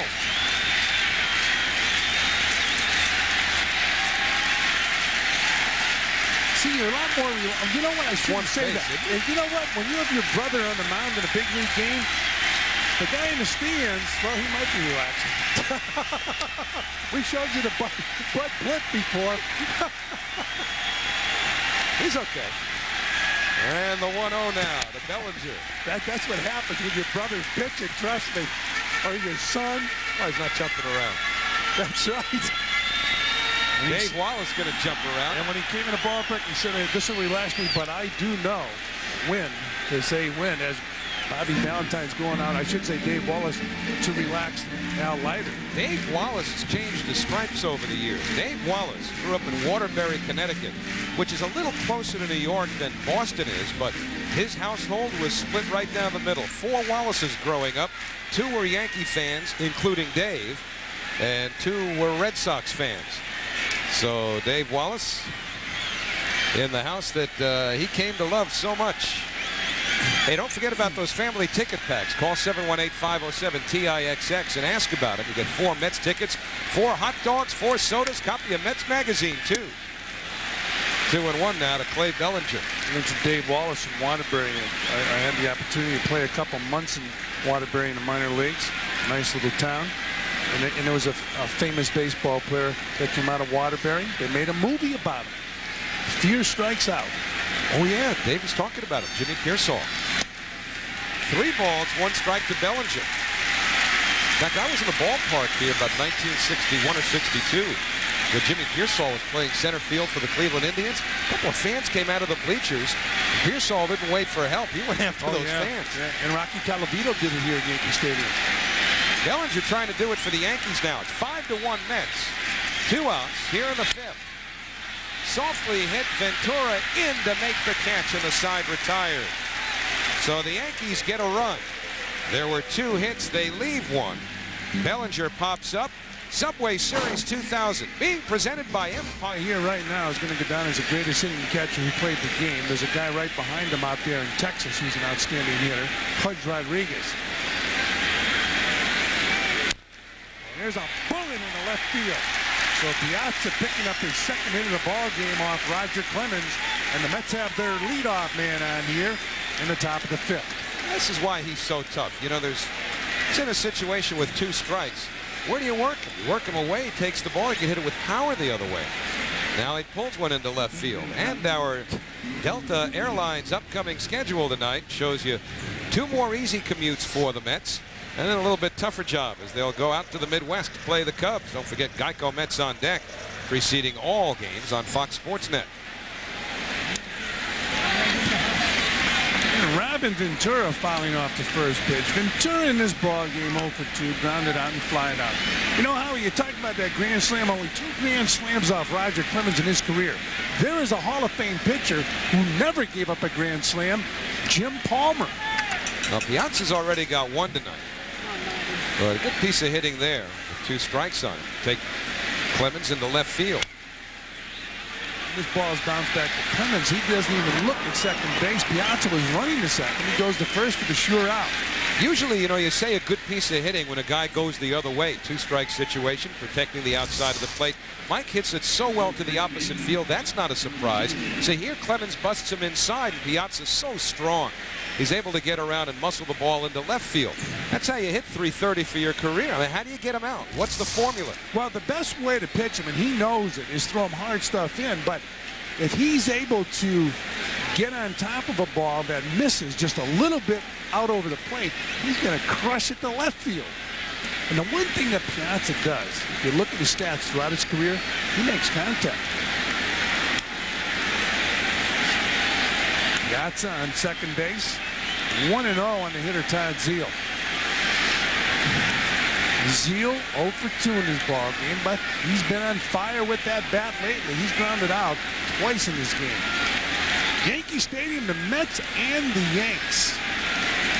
Full house tonight, full house scheduled for tomorrow, and another full house anticipated for Sunday night. Up high on Todd Zeile, 2-0.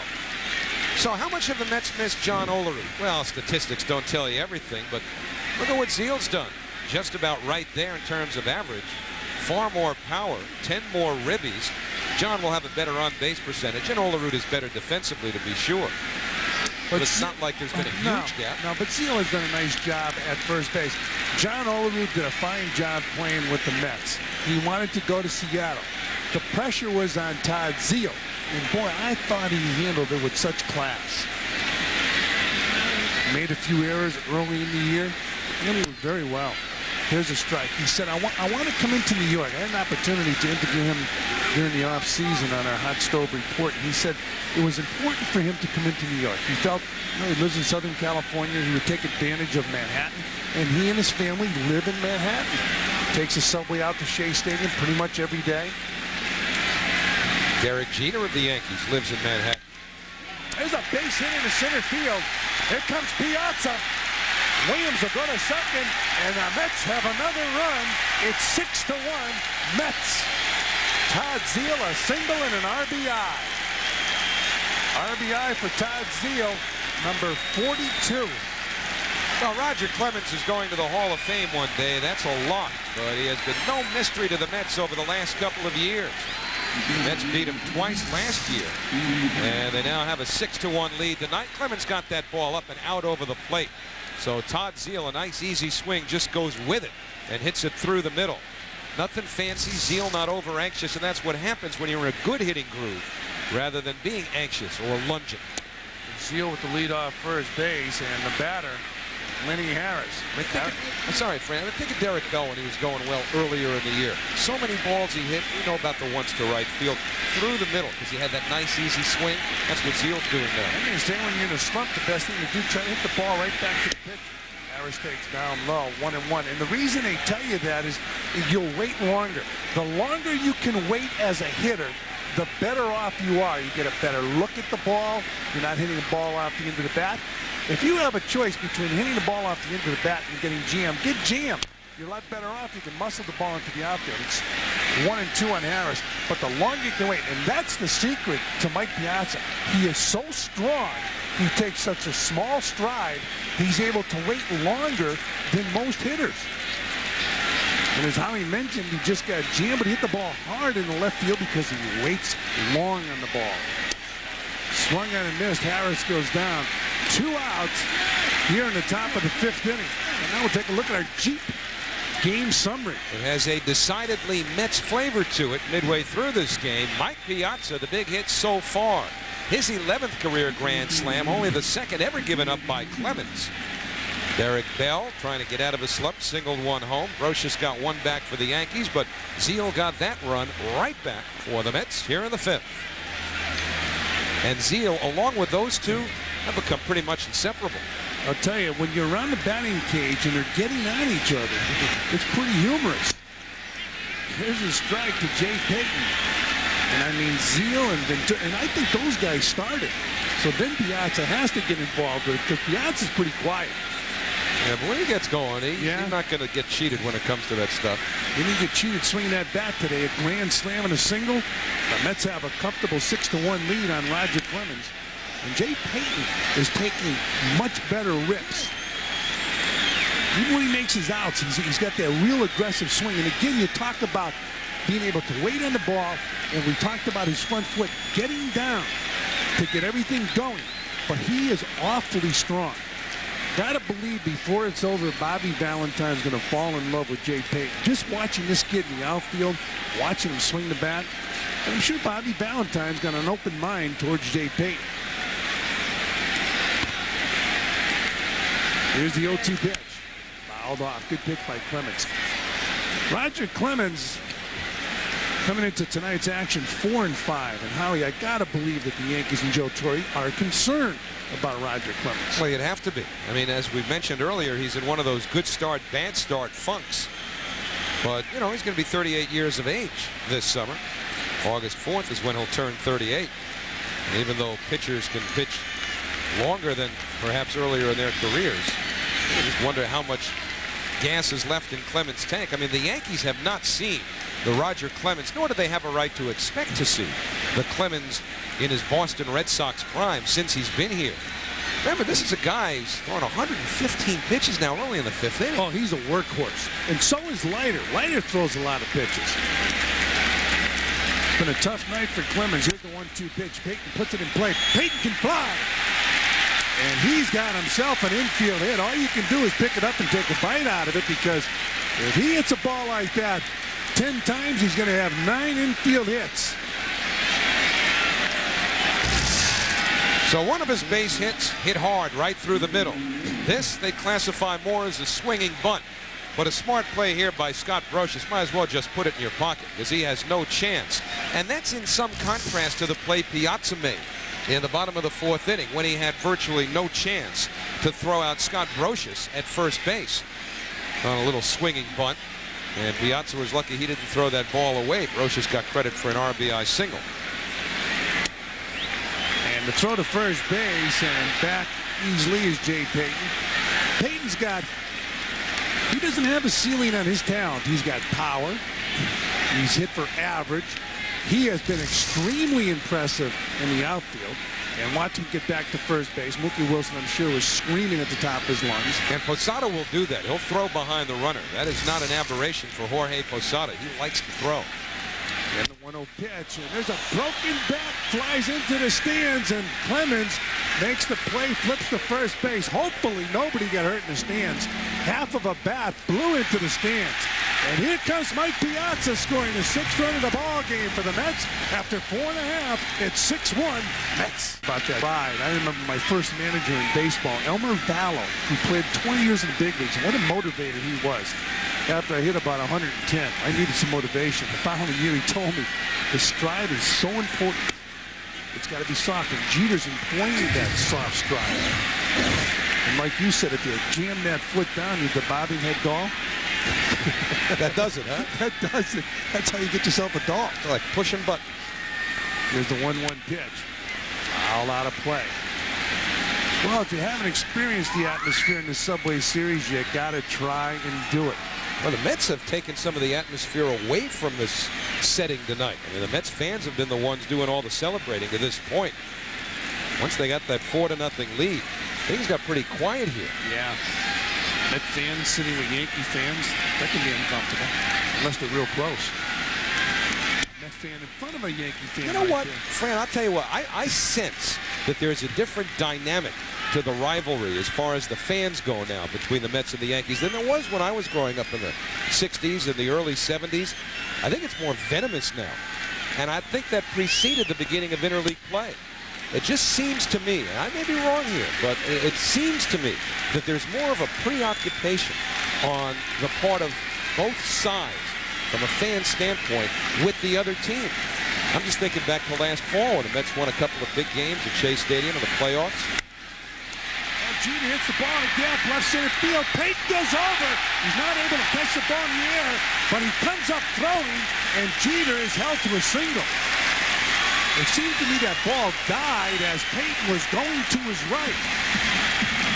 But boy, is he quick. And he came off that ground and really kept, I can't believe it, he kept Jeter at first base, and Jeter usually will bust it out of the batter's box.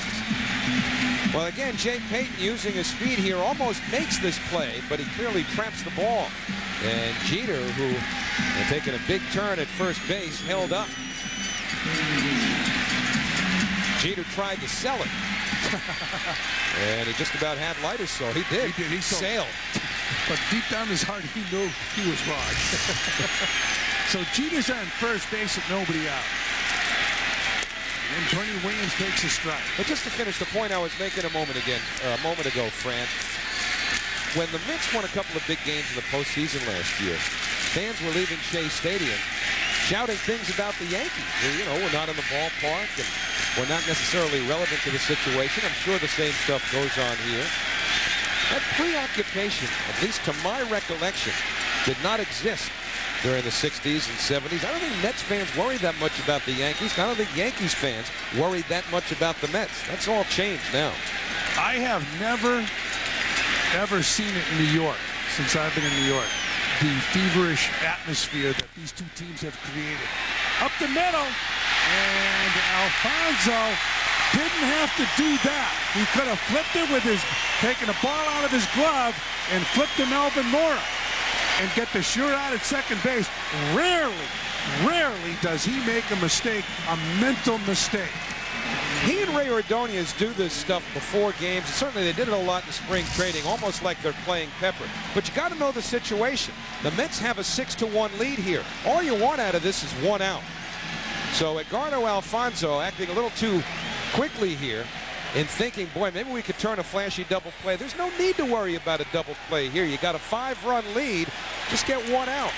But that play cost the Mets an out potentially, and now the Yankees with 2 on and nobody out. But we've seen him successful in situations like that. We don't want to take away his athletic ability by talking to him about that, and Cookie won't as Paul O'Neill takes a strike. Cookie Rojas likes it when they take a chance. And you know what? When you live by the sword, you're going to be dying by the sword. That's part of the game. But you rarely see Alfonso make a mistake, offensively or defensively. This is a big at-bat for O'Neill. 0-1. You hear the Yankee fans coming alive. Leiter misses outside, so it's 1-1. We've talked about how tough Leiter has been on left-handers throughout his career, and especially this year. They were batting just 121 against him coming in. And the lefties in this game 1 for 3. Martinez with a double in the 4th inning, which was a fly ball that should have been caught. 1 ball and 2 strikes on Paul O'Neill.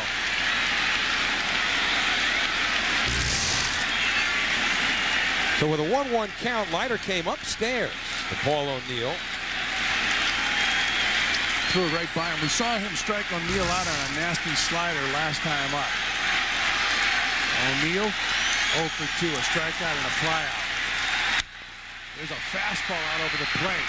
O'Neill driving that ball to deep left field. Jeter tagging. Tyner throwing to second. Good base running by the Yankees. Real good base running. Jeter, like Alfonso, rarely makes a mistake on the baseball field. So Jeter moving to third, Williams to second, and only 1 out. You know what? When you see that play made by Jeter and Bernie Williams, and it's just good, sound, fundamental baseball, it makes you wonder why you don't see it more often. I would say at least 50% of the time, if not more, you'll see runners go halfway there and wind up retreating back to their original base. Because that's the way they're taught. It's funny. You're taught when the ball goes up in the air, go halfway in a situation like that, then go back to second base.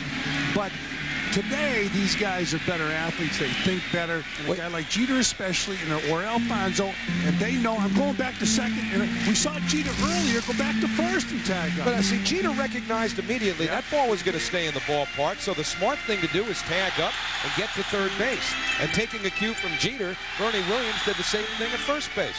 And now it's a different situation because there's only 1 out. And you don't have a force play. So they eliminate that double play ground ball, and Shane Spencer's the batter.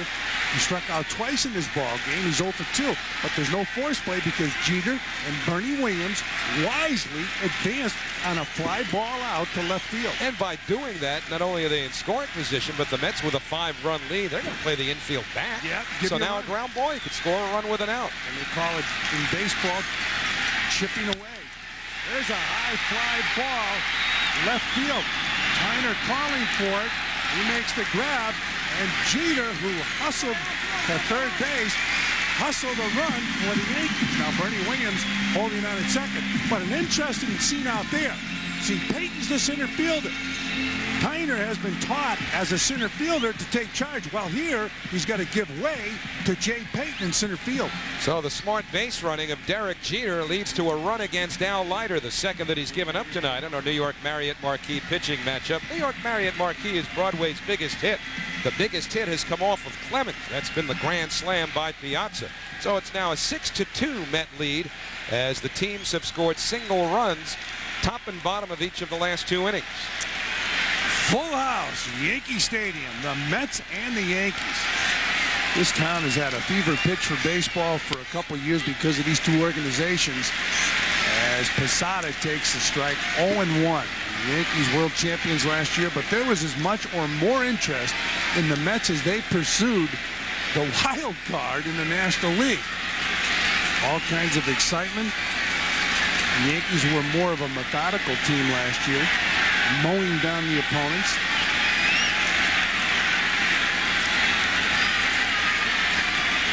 And the 0-1 pitch to Posada. There's a strike.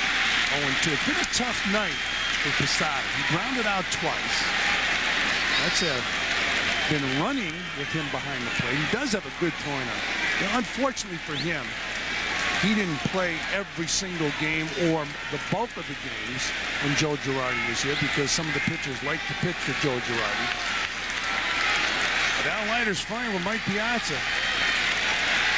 Here's the 0-2 pitch. Popped up. And will go out of play. You know, it's funny, Howie, when you look at all the positions on the field, the one position where a take charge personality can get you in the lineup is behind the plate. And I don't buy it. A guy like Posada, who's quiet but has a lot of talent, you're going to win with him. He's got talent. Mike Piazza's quiet. Yeah, but you know what? If Mike couldn't hit the way he hit, the pitchers say, I like this guy that takes charge.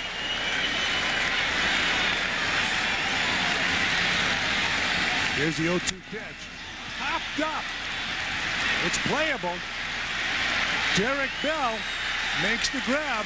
And reminder, the Subway Series 2000 is presented by Empire Blue Cross Blue Shield. More choices from out of the blue, and there's the To left field, to center field, and now to right field. So Tyner leading off first base, the batter Derek Bell. Bell with a base hit. We talked about his slump to see if it helps him come out of the slump. We check Tyner at first base. Got to believe Bobby Valentine is going to send him. Derek Bell is looking down at Cookie Rojas. Bell struck out. He's walked. Scored a run. RBI single. Check Tyner again. 6-2, the Mets on top of the Yankees. 8 hits for the Mets, 6 for the Yanks. Bobby Valentine flashing those signs.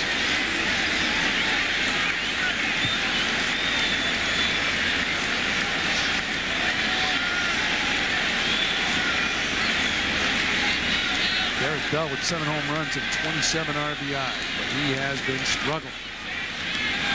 Tyner with a big lead. And the ball goes into the stands.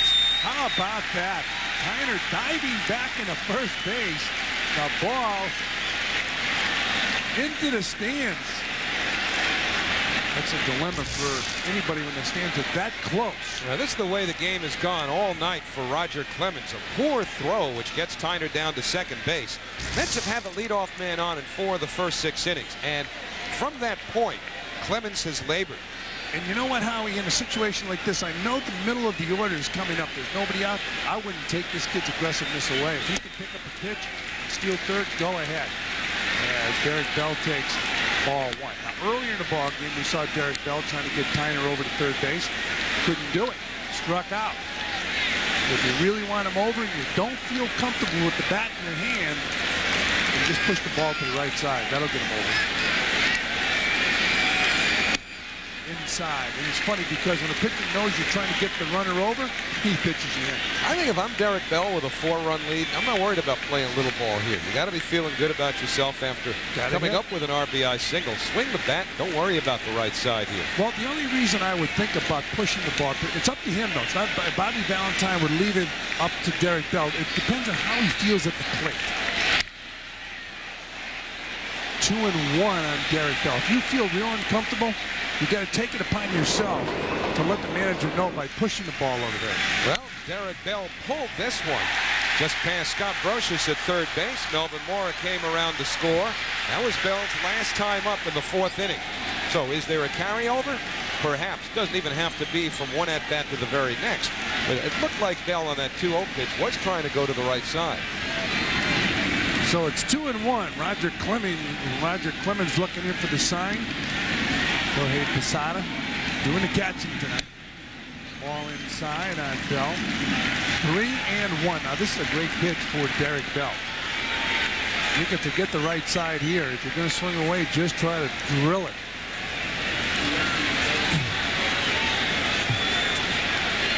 Mel Stottlemyre looking on.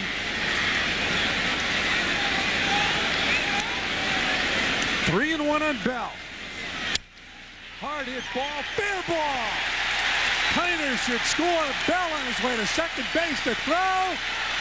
Not in time. So Derek Bell picking up a double and an RBI, and the Mets now lead the Yanks 7-2. Are we watching Derek Bell come out of his slump? 2 hits in tonight's game. Well, Mookie Wilson's pumping him up. Is it too early to say Bell is back? Well, Derek's mom certainly appreciates what he's done. They are very close, Derek and his mom. Justine is her name. And she continues to enjoy the work of her son, who has 2 RBI hits tonight. What if she calls him Yo? Right on the chalk. And down the right field line. How about Tino Martinez saying it's foul? Poor umpiring work by Tino. And good hitting by Derek Bell.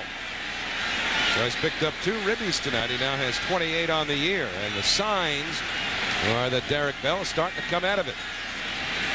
Well, he stayed positive throughout the slump. Keep in mind now, coming into tonight's action, Atlanta with a 4.5 game lead over the Mets, so the Mets are making up ground now. The Yankees leading the Red Sox by a half game in the East in the American League. So both teams here in New York playing top-notch baseball. And there's a strike to Edgardo Alfonzo. Fonzie 0 for 2. Walk, fielder's choice. Slide out. First of a 3-game series here at the stadium. Inside to Fonzie. 1 ball and 1 strike. Fonzie checking in with a .349 average right now. 11 home runs and 45 RBIs. He'll be followed by Mike Piazza. There's a drive to center field. Bernie Williams going back, looking up. Home run! How about that? Fonzie now has 12, and the Mets are hammering here at the stadium.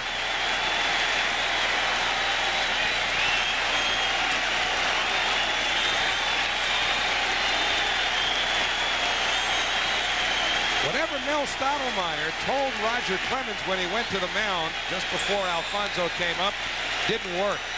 Clemens looked by that point to be out of gas. And right now, Joe Torre is going to go to the pump and make a change. So Edgardo Alfonzo with his 12th home run of the year. And the Mets with a 3-run inning have now scored in 4 straight innings.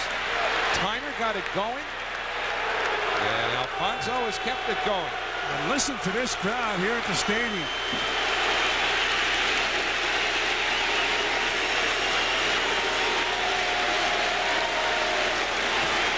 So the fans expressing their displeasure as Roger Clemens leaves the ball game.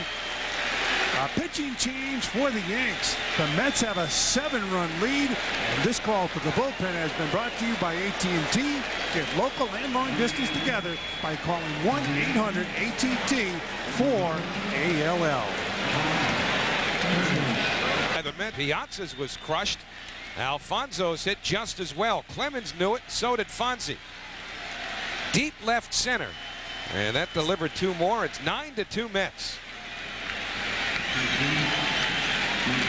Todd Erdos, the new pitcher for the Yankees, and he faces Mike Piazza. Todd's happy about this. He's calling the ball game to face Mike Piazza. He's got a grand slam and a single. Piazza takes the ball. Hey, by the way, congratulations, Joey Falicaro. You just won a Coors Light hat and a Fox Sports Net t-shirt. Joey, you are now eligible for a grand prize drawing of a luxury suite at a Mets game for you and 9 friends. Hope you get all 9. Fans, stay tuned for more contest details, and you could be a winner, too. Piazza hits the base. Brocious can't get the handle, and Piazza now has 3 hits in this game. I don't know if there needed to be any more signs that this just looks like the Mets night. When Mike Piazza pulls one down to third and it hits the bag, well, you have to start thinking everything is going right, and it certainly has so far. This ball might well have gotten past Brocious anyway. But once it caromed off that bag, there was no chance for Brocious. Well, that was a great shot, how long he can wait. When you're that strong and you can wait that long, wow. And he's got a good eye. He makes contact. Robin Ventura takes the ball. Funny thing is, it might have cost the Mets a base. If Brocious doesn't get to this ball, it might roll down the line for an extra base hit. Talk about waiting. Short stride, short stroke. He's so strong. He waits as long or longer than anybody in the game. Ventura takes the ball. Ted Williams always talked about waiting as long as you can. And by the way, mentioning Ted Williams, Mike Piazza told me the other day the biggest influence in his life was Ted Williams. He met him. Ted worked with him, but he read his book, and he rereads his book. There's a 2-0 pitch. And there's a ground ball to second. They flip the short for 1 over to first. A 4-6-3 double play. Taylor made a pitcher's delight.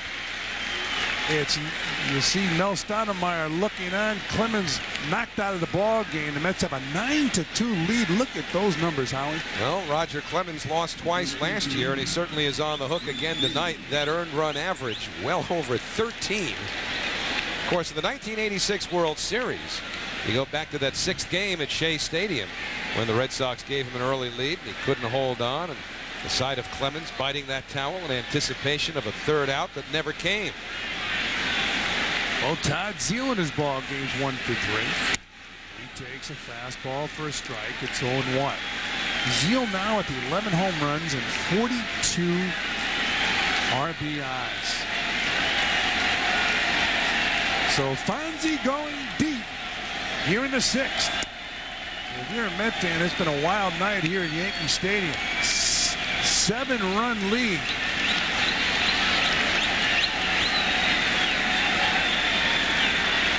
Matt Franco out on deck.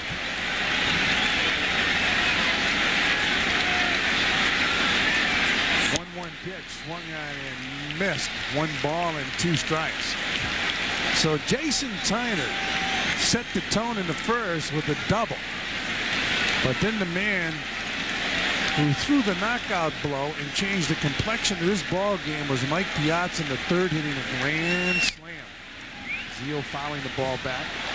And what it did was it was a punch that hit the Yankees hard, because it kind of takes away their running game.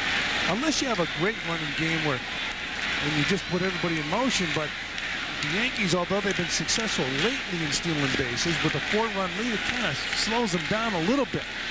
So all Joe Torre can do is talk to Don Zimmer. And this baby's not over yet. We're in the 6th inning. The Mets 9, the Yankees 2. And Zeile takes down low. 2 balls, 2 strikes, 2 outs. Well, he's got to be loving life right about now with a 7-run lead in his pocket. Al Leiter will go to the mound in the last of this inning, up at least 9-2. Swung and missed. That'll do it for Todd Zeile. But 3 runs have scored here in the 6th inning. Al Leiter's got a 7-run lead. Edgardo Alfonzo goes deep over the center field wall. And our Subway Series 2000 is presented by Empire Blue Cross Blue Shield. More no strikes. It's all quiet here at Yankee Stadium. Al Leiter has quieted their bats.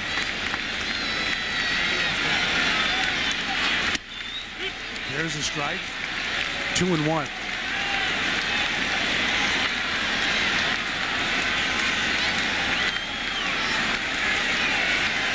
And the 2-1 pitch, swung on and missed. 2 balls, 2 strikes. Well, you know, you think of what the Yankees had in Don Mattingly and how they wondered how they'd ever replace him. Well, they certainly have done all right with Tino Martinez, who's driven in, pardon me, well over 100 runs, 5 straight years, all 4 with the Yankees. He pops it up. Very playable for Edgardo Alfonzo. Mets fans at MasterCard Family Ticket Pack will get you 4 Mets tickets, 4 hot dogs, 4 sodas, and a copy of Mets Magazine, which has Fran's picture in it, too, all for one low price. Call 718-507-TIXX and ask about the MasterCard Family Ticket Pack. I'm talking about pictures. One time when I was a player in Kansas City, as you look at Jim Leyritz takes inside ball 1, they did a cover story in the Sunday section of the newspaper, the Sunday magazine, and they took a picture and they told me to keep my mask on. That's a problem. I know the feeling. Fouled off 1-1 on Jim Leyritz. I've heard Happy Halloween all my life. What are you worried about? Face for radio, all that stuff. You had an excuse. You were catching. Without the mask. Yeah. 1-1 on Leyritz. Mets 9, Yankees 2. Leyritz pulls the ball foul. So it's 1-2 on Jim Leyritz. I got a kick out of Mike Piazza talking about masks, explaining to me why he likes the conventional mask better than the hockey-style Coley mask. He said, you know, I said, was it a tough adjustment wearing the other one? He says, yeah, you know what the biggest thing was? I love to chew gum, and I can't chew it with that thing. That's important when you're a baseball player. Up high. to Leyritz. I mean, I said, well, does it bother you much when you have to fling the mask in a hurry, chasing a foul pop? He goes, no, that's no big deal. It's the gum. So it all comes down to a little spearmint or doublemint or whatever to get you through a game. It's 2-2 on Jim Leyritz. 1 out. Swung on and fouled off. In fact, in the clubhouse, you pick yourself up some bazooka, which is in the clubhouse, some dentine, anything, and go out there. In fact, it's funny when you chewing tobacco is a big thing, and it should be outlawed, and baseball is trying to eliminate it. But how about when they would take gum and put the tobacco, roll the gum, and it was disgusting. If tobacco tasted that good, you wouldn't need the gum. Fouled off down the right field line and out of play. But how does a catcher put that wad of tobacco in there years ago and catch? But see, Jim Leyritz is chewing that gum. Right, most popular guy in Major League clubhouses, Bazooka Joe. Look at that. You see Mike Piazza chewing the bazooka, the dentine. All the players. Bobby Valentine chews it. Up high. The managers chew gum, I'm sure, to relieve the tension. There it is. Sunflower seeds have taken over too in the last 10 or 15 years or so. That doesn't relieve the tension. It's the gum. Triggerless, of course. There's strike 3 for Jim Leyritz. So Leyritz is out. We told you the Mets have a 7-run lead. Let's get downstairs to Matt Lachlan. Matty? All right, guys, thank you very much. Al Leiter pitching a fine game. He's got his twin sister, Alexia Dunkley, watching, and we've been watching Jack, his oldest brother, watching younger brother pitch. And Alexia, it's got to be pretty exciting to be sitting here watching your twin brother pitch in Yankee Stadium, where it all began for him. Absolutely. Absolutely. Were you here that first night when he pitched against Milwaukee? Unfortunately not. I was not here. So you were listening on the radio, you were checking out the action? I believe if way back when he pitched for the Yankees, I was probably watching when it was televised, yeah. All right, well, Al has retired the side here. We'd like to talk to Jack, but he got out of the inning too quick, Jack. We're sorry, but they've been kind of looking at each other across the diamond. This one wins the ball game as Alfonso comes around with a winning run in the bottom of the 9th inning. Matt Franco delivering the hit that beat the Yankees 9-8. I'm sure Matt has video of that ball game at Shea Stadium last year. We have if you're a Met fan, a great game tonight. It's 9-2. The Mets on top of the Yankees. Now back in with the play-by-play. Howie Rose. All right, Fran, Matt Franco first ball hitting as he pinch hits for Lenny Harris. So what's basically happening here is Bobby Valentine is splitting the designated hitter chores tonight. Harris has had 3 at-bats, and now Matt Franco flies to center as a pinch hitter for the designated hitter. Take a look at the damage the Mets have done on our Toyota in-game box score. Jason Tyner checked in tonight with 2 for 4. How about Derek Bell? Has he come out of his slump? 2 for 3. Alfonso 1 for 3, a dinger, and a grand slam home run off the bat. And Mike Piazza has been a big night for the Met bats, and Al Leiter has quieted down the Yankee bats. That's our Toyota in-game box score. And let's not forget Jay Payton with 2 more hits. Yep, single to center and a swinging bunt for a base hit. That was in the 5th inning. A little topper up the third baseline in addition to a ground ball to second base. Todd Erdo's doing the pitching now for the Yankees. A little too young to remember what I would think would be that lady's first visit. Young lady. Are those batting gloves? Doubt it. 1 ball, 1 strike now on Payton. It's an awfully young age to be bringing a child to the ballpark, huh? With batting gloves. Well, at least she's in the mood, swing of things. Well, Jay Payton's been in the swing of things. A home run in last night's game. He's getting that average up now. He's over 250. Did a home run last night, 2 hits in tonight's game. 1 ball, 2 strikes now to Payton. I talked to him before the ball game, and I mentioned this. Nomar Garcia-Parra, they talked quite a bit. They were roommates for 3 years at Georgia Tech, where Jay Payton out-hit Garcia-Parra. I said, are you surprised at the way he's been hitting in the big leagues? He said, the only surprise is the way he's hitting with power. Garcia-Parra was a leadoff hitter at Georgia Tech. The 3rd and 4th hitters, Jay Payton and Veritek with the Boston Red Sox, who's starting to swing the bat pretty well. Who drafted him originally? Seattle? He didn't sign with Seattle? Veritek? No, something else I thought. Seattle drafted him. It took him a long time to sign with him. He finally signed. He had played in the independent league, but he was too good a college player. You got to stay with him and find out what he can do on the major league level. 1-2 to Payton outside. 2 balls, 2 strikes. Todd Erdos, the Yankee pitcher, not a bad story either when you consider that it took him 5 years to get into pro ball. He was drafted in 1992 in the 9th round by San Diego. Finally made the Padres 5 years later. Arizona took him in the expansion draft, and he was sent to the Yankees for Andy Fox. When you watch Jay Payton swing the bat, you can get a feel for the confidence he is now getting at the plate. He's always had confidence as a hitter. And he's on this pitch, he just fouls it back. He's very, very strong, and he's extremely fast. That's a pretty good pitch right there, and he had a good rip and fouled it back. He's a free swinger, doesn't want very much. Up the middle and off the bag. Well, the Mets have hit the third base bag, the second base bag. I've never seen it twice in one game, Howie. Now you've watched a lot of games. Have you seen it for the same team in the same game? On April 19th, 1967 at Shea Stadium in a game between the Mets and the... Are you kidding me? Who were you sitting with? I can't remember if I've ever seen... No, I haven't. I have never seen it. Here's the second time in this ball game a Met batter hits a ball and hits a base. As Howie mentioned, one hit third off the bat of Mike Piazza, and Jay Payton hit second base. Well, still time for the hat trick. Got to shoot for the bag at first now. Melvin Mora 0 for 1 with a walk since replacing Curt Abbott, who was thrown out of the game after grounding out to short. He thought that he avoided a tag by Tino Martinez at first. Abbott threw his helmet, presumably said some wrong things. Was thrown out of the game by first base ump Marty Foster. So 1-0 on Mora. Hit hard off of Erdos and into center field.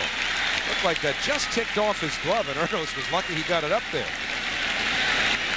Well, the Mets continue to hit the ball hard. They've had hits in every inning. That's now 13 hits for the Mets in this game. Well, it was billed as a pitcher's duel, and it certainly has not been a pitcher's duel. It's 9-2 Mets. And the Mets have 13 hits. Line drive right back up the middle. Mora waiting on the ball. A very hittable pitch. It had a lot of the plate. And Mora going right back up the middle. Mora playing shortstop right now. Just tuned in because Curt Abbott was thrown out of the game. So now it's Jason Tyner. Jason with 2 hits in 4 trips. He scored twice. You were going with me there on that April 19th. You had me. You know why? Because you were buying that. Well, you know why? When I worked at Mel Allen, he could do it. Well, that's scary. A lot of people spent a lot of time, Mr. Met. Martinez thought about second, and boy, I'll tell you what, Martinez might have forgotten for a moment how fast Jason Tyner was, because Martinez just did get there ahead of Jason. Either that or Martinez had it measured perfectly. 2 men away. And the runners move up, second and third.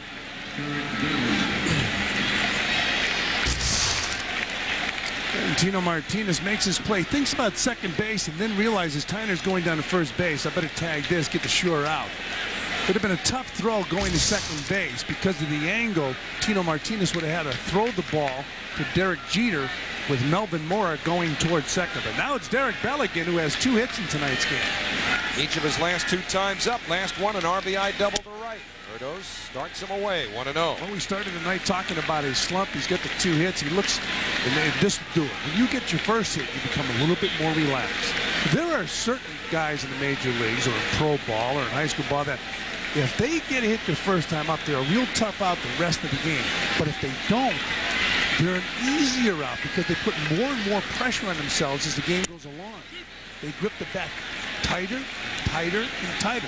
And when they get that first hit, everything's more relaxed. So Bell's been on base 3 times, considering he also walked and scored in the 3rd inning. 2 in scoring position here. The Mets already with a 9-2 lead. And Tom Robson hoping the hard work is starting to pay off. But Bell waves at a breaking ball away, and it's 1-2. Derek will do that. He's always among the highest strikeout hitters in the National League. Bell's already struck out 53 times this season. Well, one of the reasons is he takes the big swing throughout the at-bat, even with 2 strikes. It's 1-2 now on Derek Bell. He's not going to choke up. He's not going to cut down on his swing. Deep to left field. Spencer to the warning track. That's a gunner. Welcome back, Derek Bell.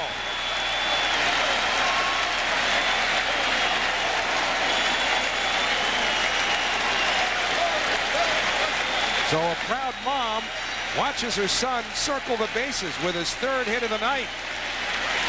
We talked about the relaxation factor. 12-2 Mets. And he's totally relaxed. This could pay off, getting him out of his slump. And Mom says, I'm all for him. That's my boy.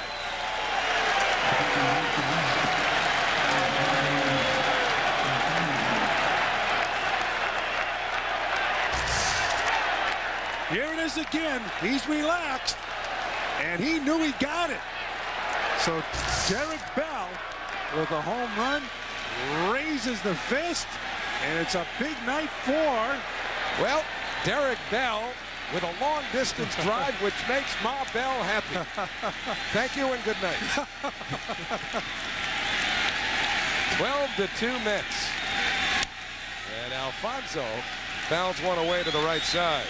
Alfonso's gone deep too tonight. Fonzie goes over the center field fence. 408. We're going to flash back. Watch that train. Bang! Over the center field wall. And Fonzie knew it was gone. So did Bernie Williams. And it's been long ball night here at Yankee Stadium. And we've already forgotten Mike Piazza for having. I don't think so. I know Roger Clemens has it. Yeah, Joe Torre was on his way out to the mound before the ball landed. I was marginally surprised that Joe even let Clemens start the 6th inning. And presumably those are Yankee fans on their way back home. 12-2 Mets.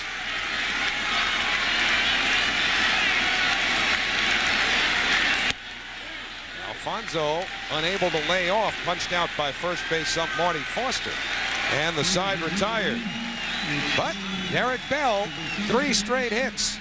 He was in a 4-for-54 slump until an RBI single in the 4th. Now he's out of it.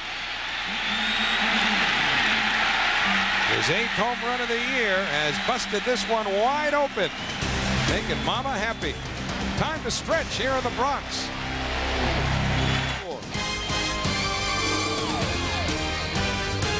Well, some changes here for the Mets. Joe McEwing now in the ball game at second base. And behind the plate, replacing Mike Piazza, Todd Pratt. So a couple home run hitters out of this ball game, Edgardo Alfonso and Mike Piazza. It's 12-2. The Mets on top of the Yankees. But see that when you're young, you forgive and forget. The Yankee fan said, wait till tomorrow. And Derek Bell, big night for him. Home run, 3 hits. His mom's in the stands. He lives on a boat. Life doesn't get any better, does it? Not the way he's going. Even with that long slump. Enjoying New York, first year here, living on the yacht down by the Chelsea Piers. How about developing a great relationship with the fans in right field at Shea Stadium? Who knows? You're out there cheering Derek Bell on. You might get some cotton candy. Yeah. What else did he do? He buy somebody? He bought. No, he was giving the baby the milk bottle. Oh, that's right. He was feeding the baby. And this is all during the slump. Somebody. All during a slump. During the game. That's not good. There's a slump that you worry about. During the game, do anything. But he's developing a great relationship with the fans in right field at Shea. I wonder if he ever did pay that vendor for that cotton candy. He's good for it. 1-2 to Clay Bellinger, and Leiter misses away. Well, this has to be fun for Al Leiter, pitching with a 10-run lead in the ballpark where he experienced so many powerful feelings at the beginning of his major league career. Very much a baseball historian. Outside, you know, early in Al Leiter's career, he had trouble with blisters. And so Leiter ended up using a fluid, a liquid that was called glutaraldehyde. Said he just put a little dab on his finger and it makes it better. He was thinking of bottling that, going into business, and calling it Leiter fluid. Somebody's already got the name. Bellinger thrown out by Melvin Mora, 1 away. Well, make sure to tune in to the Metro channel tomorrow night at 9 p.m. On Metro, it'll be New York's love affair with baseball. Big Subway Series weekend on Metro. Willie Mays, a Hall of Fame guest, will be joined by Ralph Branca, Gene Michael, Bobby Valentine, Pulitzer Prize winning columnist Dave Anderson, and Pulitzer Prize runner-up Fran Healy, who will lead the roundtable. Didn't fall short last year. It was an exciting year, and they got beat by the Braves. The Braves eventually went on to dominate, and then the Yankees won the World Series. But Al Leiter, speaking as an athlete, when you fall short, it bothers you. And he talked about how close they came to ending up playing against the Yankees in the World Series. Well, just think how complicated it is to get to the point where you've got any two teams, but certainly two teams in the same city getting into the World Series. Now with 2 tiers of playoffs before the World Series. And I'm too young to remember when they had the last Subway Series in New York in 1956, but given how often the Yankees were there and how often the Dodgers or the Giants were their opponents, I've got to think a lot of people really took that for granted. And notwithstanding the move of the Dodgers and Giants, thought that it was probably the birthright of all of those teams to ultimately get to the World Series. And now you know how difficult it is for it to really happen, at least in today's game. Well, the Yankees back then, you just figured that they were going to be in the World Series playing against somebody, and it turned out for a number of years to be the Dodgers, and then you just assumed that they would beat the Dodgers. So the Dodgers would beat the Giants, and then the Dodgers would go to the World Series, and they would lose to the Yankees except for one time. Think about this, from 1949 through 1964, inclusive, the only times the Yankees were not in the World Series, 54 and 59. But in 1954, the New York Giants were there. So the World Series between 1949 and 1964 was in New York, was played in New York every single season, with the exception of 1959. And in that series, the Dodgers, who had by then moved to Los Angeles, represented the National League against the Chicago White Sox. When you talk about taking things for granted in those days, it's understandable. Every year between 49 and 64, except for one, the World Series was played in New York. Yeah, really is an unbelievable feat. And the New York Yankees, you just assumed when you turned the radio on in October, if you were out of the country, that you would hear Mel Allen and the Yankees were in the World Series. 2-2 to Pratt outside for ball 3.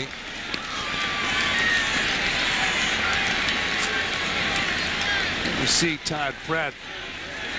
Once again, we talked about how productive he has been as a backup player to Mike Piazza. Now, if you want to project over 500 ABs, 52 home runs, right?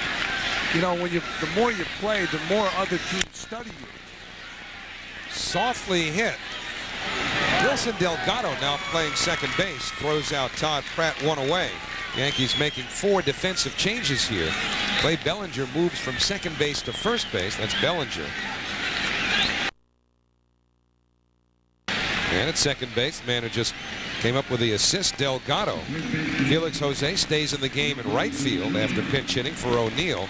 And Chris Turner is the new catcher, replacing Jorge Posada. So now Turner is the guy with the training wheels, as opposed to Posada. We took him off this year, and with Joe Girardi gone, is now the everyday catcher. Yeah, we talked about how Posada missed out on a lot of time because certain pitchers wanted to pitch to Joe Girardi, who's now catching in Chicago with the Cubs. But boy, if you have a good young catcher with talent, you got to let him develop. They would have won with Posada. But pitchers get involved and they want certain catchers. And most managers will tell you, no, I don't go for that. Well, today with the long-term contracts, managers will go for it. If the pitcher's one of his starting pitchers and he's productive, he will tend to lean towards the catcher that the pitcher wants to pitch to. And that's not a good idea. Outside, 1 ball, 2 strikes.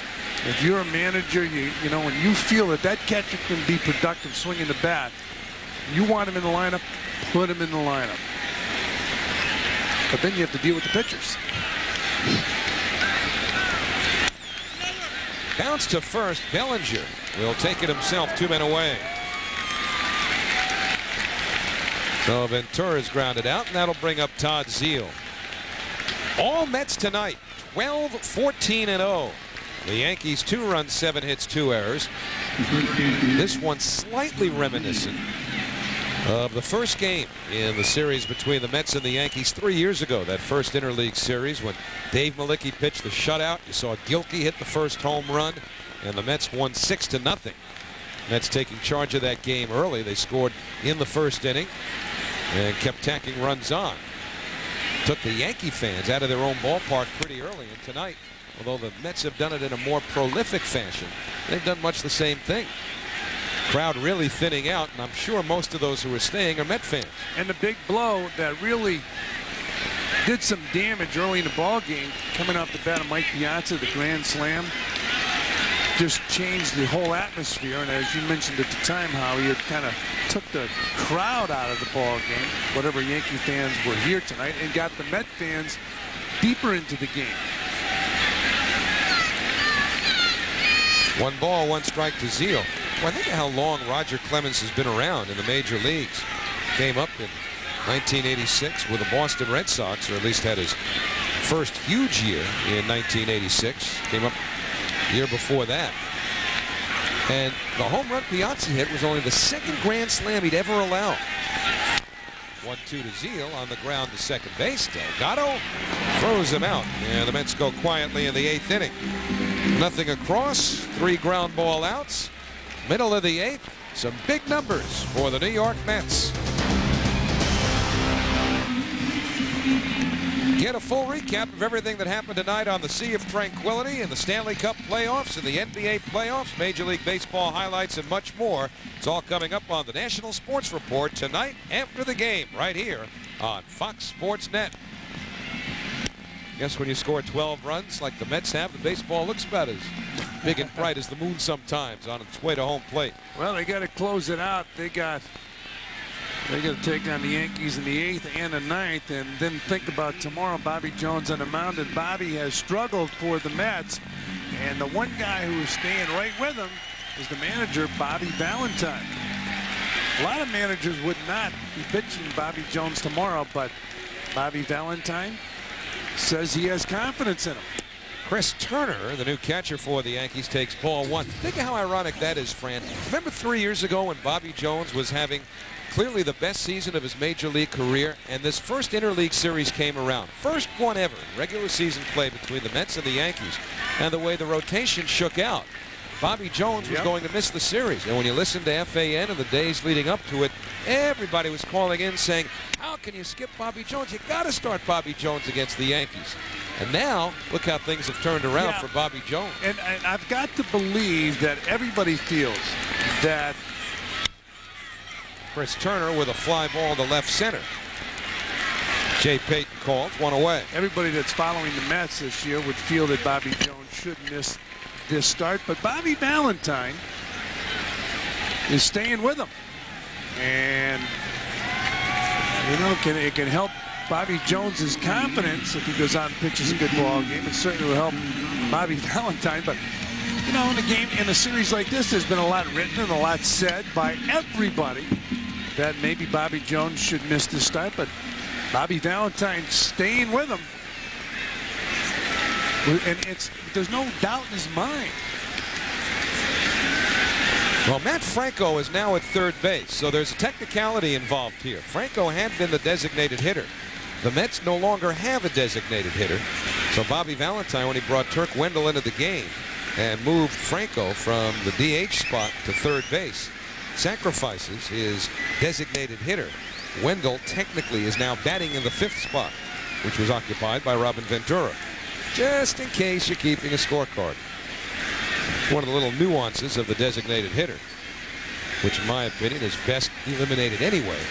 Not the nuance, the whole idea of the DH. But if you take a DH and move him to a position on the field where you have to play real baseball, you lose the, quote, privilege, end quote, of having a designated hitter.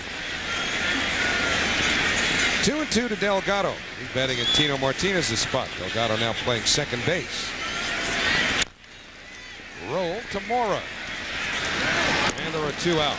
Well, it certainly will be interesting to find out if eventually baseball will make a decision one way or the other on the DH.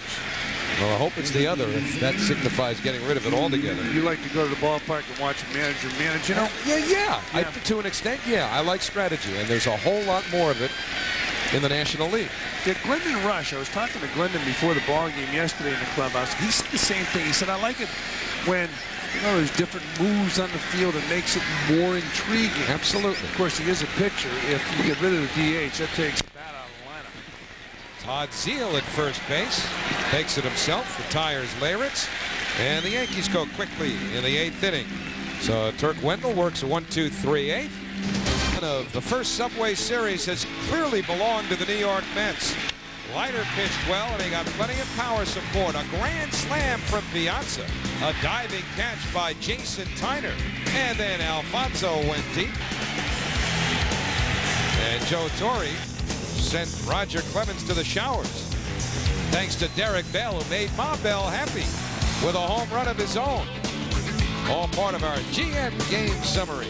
And Leiter pitched a fine ball game for the Mets. They got the long ball from Piazza, Alfonso, and Bell. And leading off the game, the young player, the young rookie, Jason Tyner, picked up a base hit, setting the tone. An offensive night for the Mets. Matt Franco, now the third baseman, formerly the designated hitter, faces former Met Alan Watson. Watson making his 10th appearance of the year. Watson was on the disabled list for the same reason that Rick Reed missed a start recently. Had a strained oblique muscle on his left side. Did a rehab assignment down in Columbus. And Franco hits one in the air. Short right field. In come Williams and Jose. And neither of them come up with it. That ball had a lot of hang time and had to be caught. Yeah, that's amazing. That had an awful lot of hang time. 3 guys converging on the ball, and everybody stopped. Well, he'll take it. Well, Matt Franco had a slow start to this season, so this counts as a base hit for him. It looked like Matt hit the ball off the end of the bat, and he had to believe this thing's going to be caught, but he gets a gift. Look at Bernie Williams stopping. Some communication problems out there in center field and right field. You see that swing, Matt Franco underneath the ball, hit the ball off the end of the bat, but he picked up a base hit. Hey, by the way, keep in mind, we talked about tomorrow, Bobby Jones. He'll be opposed by Andy Pettit. And on Sunday, David Cone against Mike Hampton. Benny Agbayani pinch hitting here for Jay Payton. And the Mets holding a 12-2 lead at the top of the 9th inning. So Bobby Valentine giving Benny Agbayani an at-bat here. No balls, 2 strikes. We've told you since Bobby Valentine took over the Mets. We didn't need to tell you if you've been watching, because it's so evident how Bobby likes to utilize his entire bench within the course of a season, and certainly within the course of any given week. And you'll get everybody at bats. Tonight he's been able to do it within the course of 1 game, even with his designated hitter spot. Agbayani strikes out. The Mets have now surrendered their DH spot because they moved Franco from the DH to third. But Lenny Harris was given 3 at-bats as the DH. Mets broke the game open, so Bobby said, let's give Matt Franco a couple of at-bats there. So Bobby Valentine trying to get guys the at-bats they need to get their swings down. And again, we're talking about tomorrow's game, and that, you know, it's not over till it's over, and I believe what Yogi says. But if you look at tomorrow, Andy Pettit, it's going to be difficult to run against the Yankees with Pettit on the mound with that great move to first base, the best move in baseball by a left-hander. But Bobby Valentine managing aggressively tonight, putting runners in motion. 0-1 to Melvin Mora, and Watson misses away. Melvin, a walk and a run scored, bounce back to the box, and you know, and also a hit and a run scored. This is a situation for players where you can impress the manager. You pick up a couple base hits.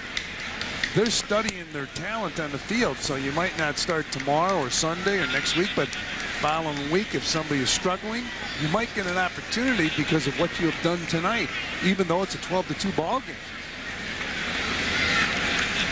You get scouts in the stands. That can help your career.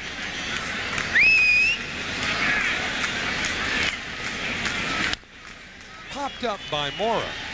Playable on the infield. The second baseman Delgado called, and that's the second out. So 2 outs here in the Mets half of the 9th. Well, the Stanley Cup Finals will continue tomorrow night. The Devils still trying to close out the Dallas Stars. And the Devils postgame show on MSG Network is your source for extensive postgame coverage. Tune to MSG Network following tomorrow's potential cup clincher for the Devils for highlights, recaps, and insight. The Devils postgame show tomorrow exclusively on MSG. Jason Tyner up for the 6th time tonight. And he's been on base 3 of the previous 5. He's got a double, reached on an error and scored. Also singled and scored. Also made a nice catch in the outfield. Hits this one in the air to center field. Should be an easy play for Bernie Williams. And the side retired. No runs. Mets with a leadoff hit off of Alan Watson. Yankees need 10 to tie and 11 to win. Because it's the regular season, Al Leiter thinks it means a great deal. The last 4 years, the Yankees have been the premier team in baseball. And in order to have aspirations of winning a World Series, it would be definitely a good gauge to know that during the season you beat the 3-time world champion straight up, and hope that if in the event that you get to a World Series that we get an opportunity to play them again. So yeah, these games do mean a lot. It certainly would help your confidence as Rich Rodriguez comes into this ball game. It would help your confidence if you could win 2 of 3 from the Yankees. But the Mets are playing good ball. We talked about the standings coming into tonight's action. The Mets trailing the Braves in the East by 4.5. So they're creeping up on those Braves. And, you know, when you think of the way the season started, the Mets, they had a winning streak of 9 games, and the Braves go out and win 15 straight. But the Mets are closing the gap, and they got a big lead here tonight against the Yanks. Rich Rodriguez becomes the 3rd Mets pitcher. Misses inside to Scott Brocious. It's almost a season within a season for the Mets and the Yankees, the Subway Series. The Yankees are concerned with the Red Sox, and the Mets are concerned with the Braves. And the 1-0 pulled foul right off the railing in front of the Mets dugout. So 1-1 to Brocious. But these 2 franchises here in New York have generated so much interest in baseball. I've never seen so much interest concerning both of these teams at the same time. In the mid-'80s, when the Mets were building their very strong team and the Yankees were contending, that's the closest we came. When Don Mattingly was the hero here at Yankee Stadium, and Doc and Darrell were the stars of the show at Shea. Boy, remember the arguments? Who's better, Mattingly or Hernandez? Yeah. I grew up with who's better, Cleon or Roy White, or Tom Seaver or Mel Stottlemyre. And I think they're doing more of that now than ever before. Yeah. Well, back in what they call the golden era of baseball in New York, they talked about Willie, Mickey, and the Duke, who was better, and of course, Pee Wee and Scooter. Just a bit outside. 2-2 to Brocious. Another name we brought up in our roundtable discussion was Alvin Dark. Alvin Dark was a good shortstop, good hitting shortstop. But it was great to hear the arguments that who was better. And you still get it now. Who's bigger, Piazza or Jeter? 2-2 to Brocious. Popped up behind the plate. Pratt hoping for a play, and he's got one. 1 down to the 9th.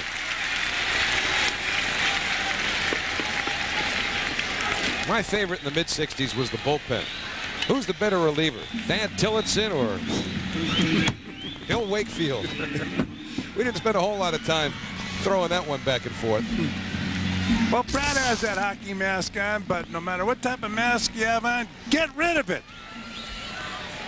Once that ball's hitting in the air, find out where it is and fire that mask. The only problem is sometimes you fire it and you get the umpire. Fastball outside to Clay Bellinger. Bellinger 0 for 3 tonight. Ball's hit up in the air. When you're catching, you panic and you quickly turn around. And who's behind you? The umpire. And your hands go out and you take them and you fire them. They're never happy with that result. And the 1-0 from Rodriguez. Bounce foul.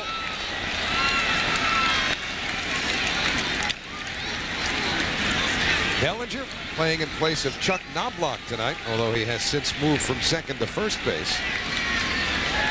Knobloch has one of those Steve Sachs things going. Yeah, and you know, we've talked about it tonight, and I mentioned how I experienced it throwing back to the pitcher. If you have that problem in New York, you'll never overcome that thing. Bellinger shoots one through the hole. You'll disguise it, but you'll never overcome it. I mean, you're on TV every single day playing in front of big crowds.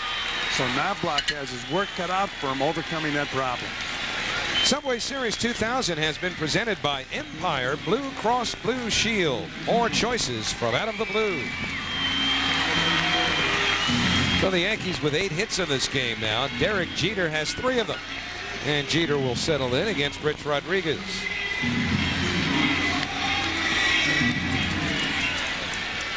Well, of all the Yankees who are part of a team that's won 3 World Series out of the last 4 years, this is the one guy of the bunch who certainly seems to have the best shot at taking his place in Memorial Monument Park someday as a potential Hall of Famer. Very competitive kid, always was. In fact, back in Little League, there's an incident once where his dad got mad at him because after a game that Derek's team lost, Derek refused to shake hands, kind of like Billy Smith when, and that had nothing to do with winning or losing. Billy Smith, the former Islander goaltender, great goaltender, just didn't believe in shaking hands with the opposition after a series. But Derek was so upset at losing, he wouldn't do it. His dad said, give up baseball, grab a tennis racket. Said, you don't know how to play a team sport. Go take up tennis. This could end it. Rodriguez to Mora to Zeal. Put it in the books. The Mets take round 1. 12-2, the final tonight. Well, it was a relaxing night for the Mets. Once they started scoring those runs, it started in the 3rd. A grand slam home run off the bat of Mike Piazza. They picked up 1 in the 4th, 1 in the 5th, 3 in the 6th, 3 in the 7th, 12 runs, 12-2 victory. So it was relaxing after the grand slam. So Bobby Valentine will go with Bobby Jones tomorrow against Andy Pettit. The Mets will get some sleep and come back here for an afternoon game at Yankee Stadium as the Subway Series continues. So the suspense was taken out of this game, certainly by the halfway point, just the way these guys like it, because they're the ones who were the suspense killers tonight. Long balls will do that. Mets hit 3 of them. Piazza, Alfonso, Derek Bell. So plenty for Bobby Valentine to be happy about as the Mets win the opener of this year's first of 2 Subway Series. 12-2, the final tonight here at Yankee Stadium. We'll have more from the Bronx as we wrap things up right after these messages.